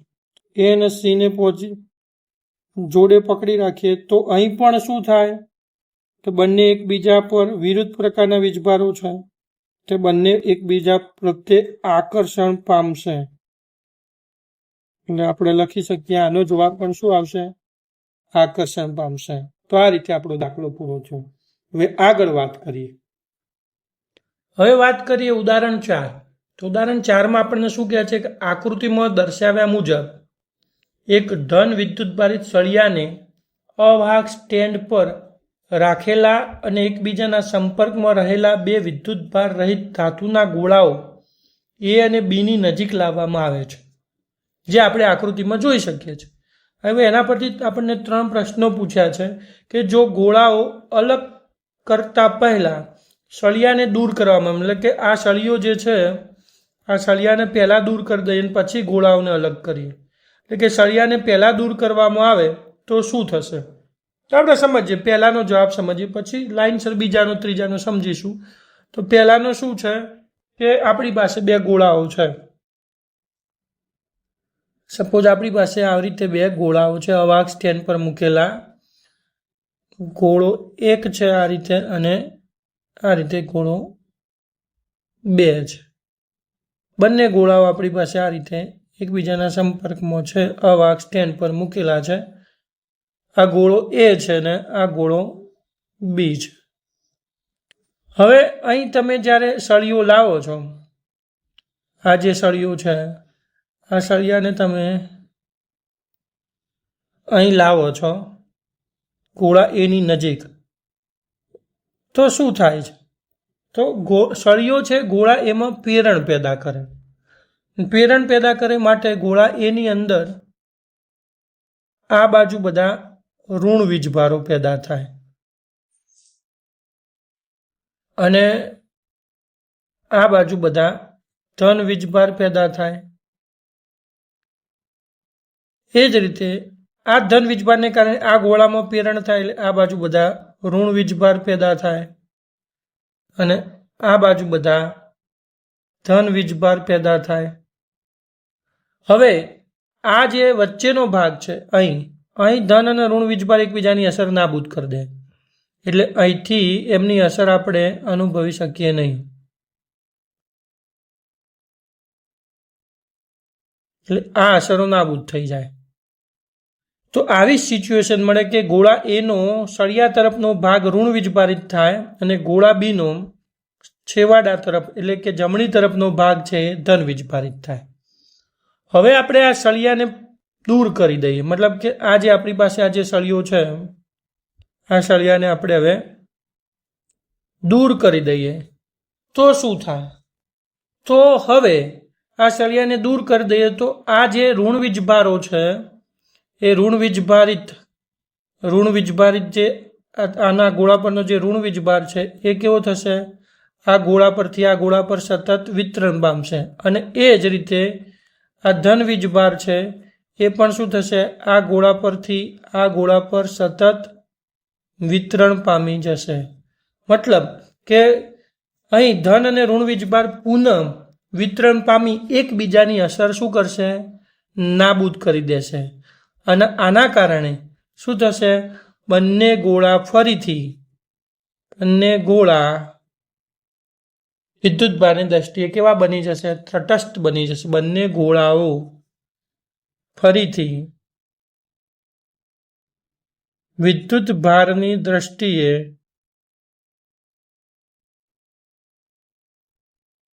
તટસ્થ બને છે. આવું આપણે પહેલામાં ખબર પડી. હવે આપણે બીજાની વાત કરીએ તો બીજા વિભાગમાં આપણે એમ કહીએ કે આપણી પાસે આ જે બે ગોળાઓ છે, ગોળા એ અને બી, બરાબર છે, એ બંને ગોળાઓ અહીં આપણે મૂક્યા. હવે એક ગોળો છે એનું કદ વધારી દીધું અને બીજો ગોળો છે એનું કદ ઘટાડી દીધું. અને આ રીતે બંને ગોળાઓના કદ અલગ અલગ છે. આ ગોળાનું મટીરિયલ કંઈક અલગ છે, બરાબર છે. આ ગોળો ધારો કે આપણે વિચારીએ કે કોઈ એક મટીરિયલ એક્સમાંથી બનેલો છે અને આ ગોળો કોઈ એક મટીરિયલ વાયમાંથી બનેલો છે. એટલે કે બંને ગોળાના પદાર્થો પણ, દ્રવ્ય પણ અલગ અલગ છે, બંને ગોળાના સાઇઝ પણ અલગ અલગ છે. હવે આપણે અહીંથી શું કરીએ? તો અહીંથી આપણે આ એક ધન વીજભારિત સળિયાને ગોળા એની નજીક લાવીને મૂકીએ તો શું થાય? તો આપણને ખબર છે કે ગોળા એમાં અહીં ઋણ વીજભાર પેદા થશે. અને અહીં ધારો કે 4 એકમ ઋણ વીજભાર પેદા થયો, તો 3, અહીં 3 છે તો 3 એકમ ઋણ વીજભાર પેદા થયો અને 3 એકમ. તો આ જેટલો ઋણ વીજભાર પેદા થશે એટલો જ અહીં શું થશે? ધન વીજભાર પેદા થશે. અને એટલી જ અસરના સ્વરૂપે અહીં એટલા જ એકમ ઋણ વીજભાર પેદા થશે અને એટલો જ ધન વીજભાર અહીં પેદા થશે.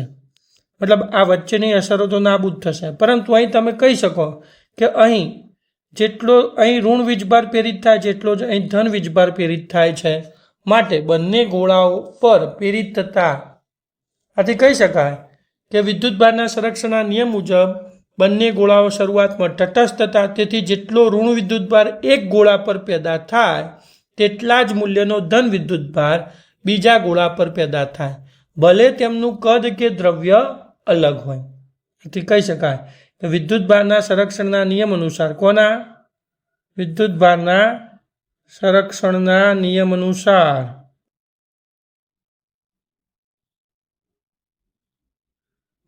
શું થાય? ગોળો એ જેટલો નેગેટિવ થાય, ગોળા એનો જેટલો નેગેટિવ થાય, મતલબ ગોળા એ પર જે વીજભાર છે ક્યુ નેગેટિવ, એ કોના બરાબર થાય? ગોળા એનો જે વીજભાર થાય ક્યુ એ, ગોળા એ પર જેટલો પ્રેરિત વીજભાર થાય એના આપણે નામ આપીએ ક્યુ એ કોના બરાબર થાય? ગોળા બી પરના પ્રેરિત વીજભારના મૂલ્ય જેટલો જ થાય. પણ આ વીજભાર જેટલો ધન હોય, આ વીજભાર જેટલો ઋણ હોય એટલો જ આ ધન હોય. એટલે પ્રેરણ તો સમાન થશે. બંને ગોળા પર વીજભાર કેવા થશે? સમાન મૂલ્યના પ્રેરિત થશે. એક ગોળા પર જેટલો ઋણ વીજભાર પ્રેરિત થશે એટલો જ બીજા ગોળા પર ધન વીજભારિત પ્રેરિત થશે. ભલે ગોળાના કદ કે દ્રવ્ય અલગ અલગ હોય તો પણ પ્રેરિત થતા વીજભારમાં કોઈ ફરક પડશે નહીં. બરાબર છે. હવે ત્રીજો પ્રશ્ન આપણને શું પૂછ્યો છે કે જો ગોળાઓને પહેલા અલગ કરવામાં આવે ને પછી સળિયાને દૂર કરવામાં આવે તો શું થાય? તો હવે ત્રીજો કિસ્સો છે એ સમજીએ કે આ રીતે આપણી પાસે આવી પરિસ્થિતિ છે કે આ રીતે બે ગોળાઓ છે.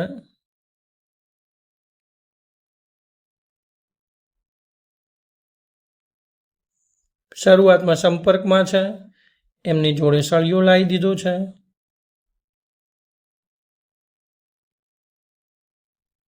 આ રીતે હવે આ ગોળો છે એ ઋણ વીજભારિત થશે અને આ ગોળો છે ધન વીજભારિત થશે.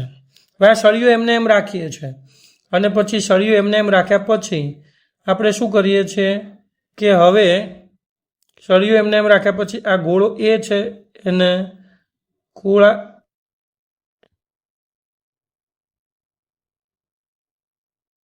એથી ગોળા બીનો સંપર્ક દૂર કરીએ છીએ. તો આવું કરીએ તો શું થાય છે કે બંને ગોળાઓ પર આ રીતે કરવામાં આવે તો ગોળો એ હવે શું થાય છે, અને હવે પછી આટલું કર્યા પછી હવે આપણે શું કરીએ છીએ, આ સળિયો એ છે, અહીં જે સળિયો છે ધન વીજભારિત, એને આપણે દૂર કરીએ છીએ. તો દૂર કરીએ સળિયાને એટલે અહીં શું થાય, આ ઋણ વીજભાર ગોળા પર નિયમિત વિતરિત થઈ જાય. આ ધન વીજભાર આ ગોળા પર નિયમિત વિતરિત થઈ જાય.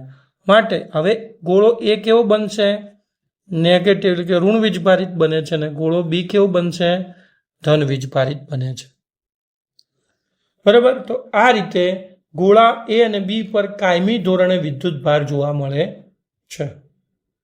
હવે આગળ આપણે ઉદાહરણ નંબર કયું જોયું, આ 4 જોયું. હવે આપણે આગળ ઉદાહરણ નંબર 5 તરફ વધીશું. ઉદાહરણ નંબર 5, આમાં શું કહ્યું છે કે 3.11 ગ્રામ તાંબાના સિક્કા પરનો કુલ વિદ્યુત ભાર ગણો. હવે આ ગણવા માટે આપણને કેટલીક વિગત આપી છે. એમાં આપ્યું છે કે એવોગ્રેડો અંક છે 6.023 × 1023 ગ્રામ ઇનવર્સ ઇન્ટુ મોલ ઇનવર્સ. તાંબાનો પરમાણુ ક્રમાંક આપણને Z બરાબર 29 આપી દીધેલો છે, અને તાંબાનો પરમાણુ દળાંક આપણને 63.5 આપેલો છે. તો આપણે 3.11 ગ્રામ તાંબાના સિક્કા પરનો કુલ વિદ્યુત ભાર શોધવો છે. તો પહેલા આપણે શોધીએ કે ભાઈ અહીં વિગત આપી છે, એના આધારે આપણે કહી શકીએ કે 63.5 ગ્રામ તાંબામાં પરમાણુની સંખ્યા કેટલી થશે, પરમાણુની સંખ્યા બરાબર એવોગ્રેડો અંક, એટલે કે કેટલી થાય 6.023 × 1023. આટલા પરમાણુની સંખ્યા થશે. તો 3.11 ગ્રામ તાંબામાં પરમાણુની સંખ્યા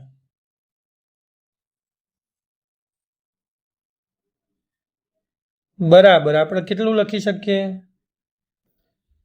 3.11 × 6.023 × 1023 ભાગ્યા 63.5 આટલી થાય.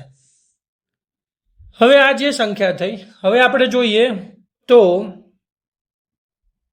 તાંબાના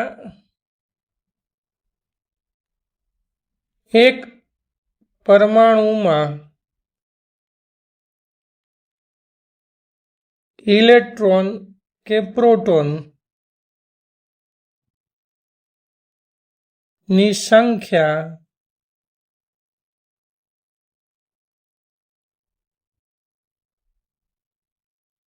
બરાબર 29. તો 3.11 × 6.023 × 1023 ભાગ્યા 63.5 પરમાણુમાં ઇલેક્ટ્રોન કે પ્રોટોનની સંખ્યા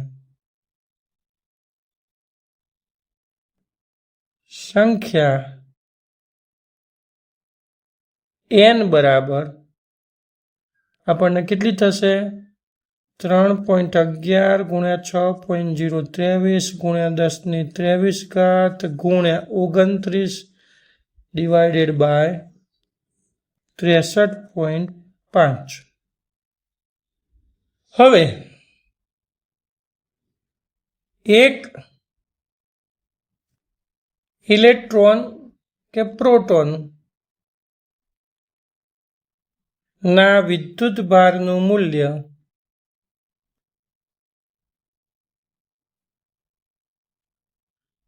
E બરાબર 1.6 × 10 - 19 કુલમ. તો 3.11 × 6.023 × 1023 × 29 ભાગ્યા 63.5 ઇલેક્ટ્રોનના વિદ્યુત ભારનું મૂલ્ય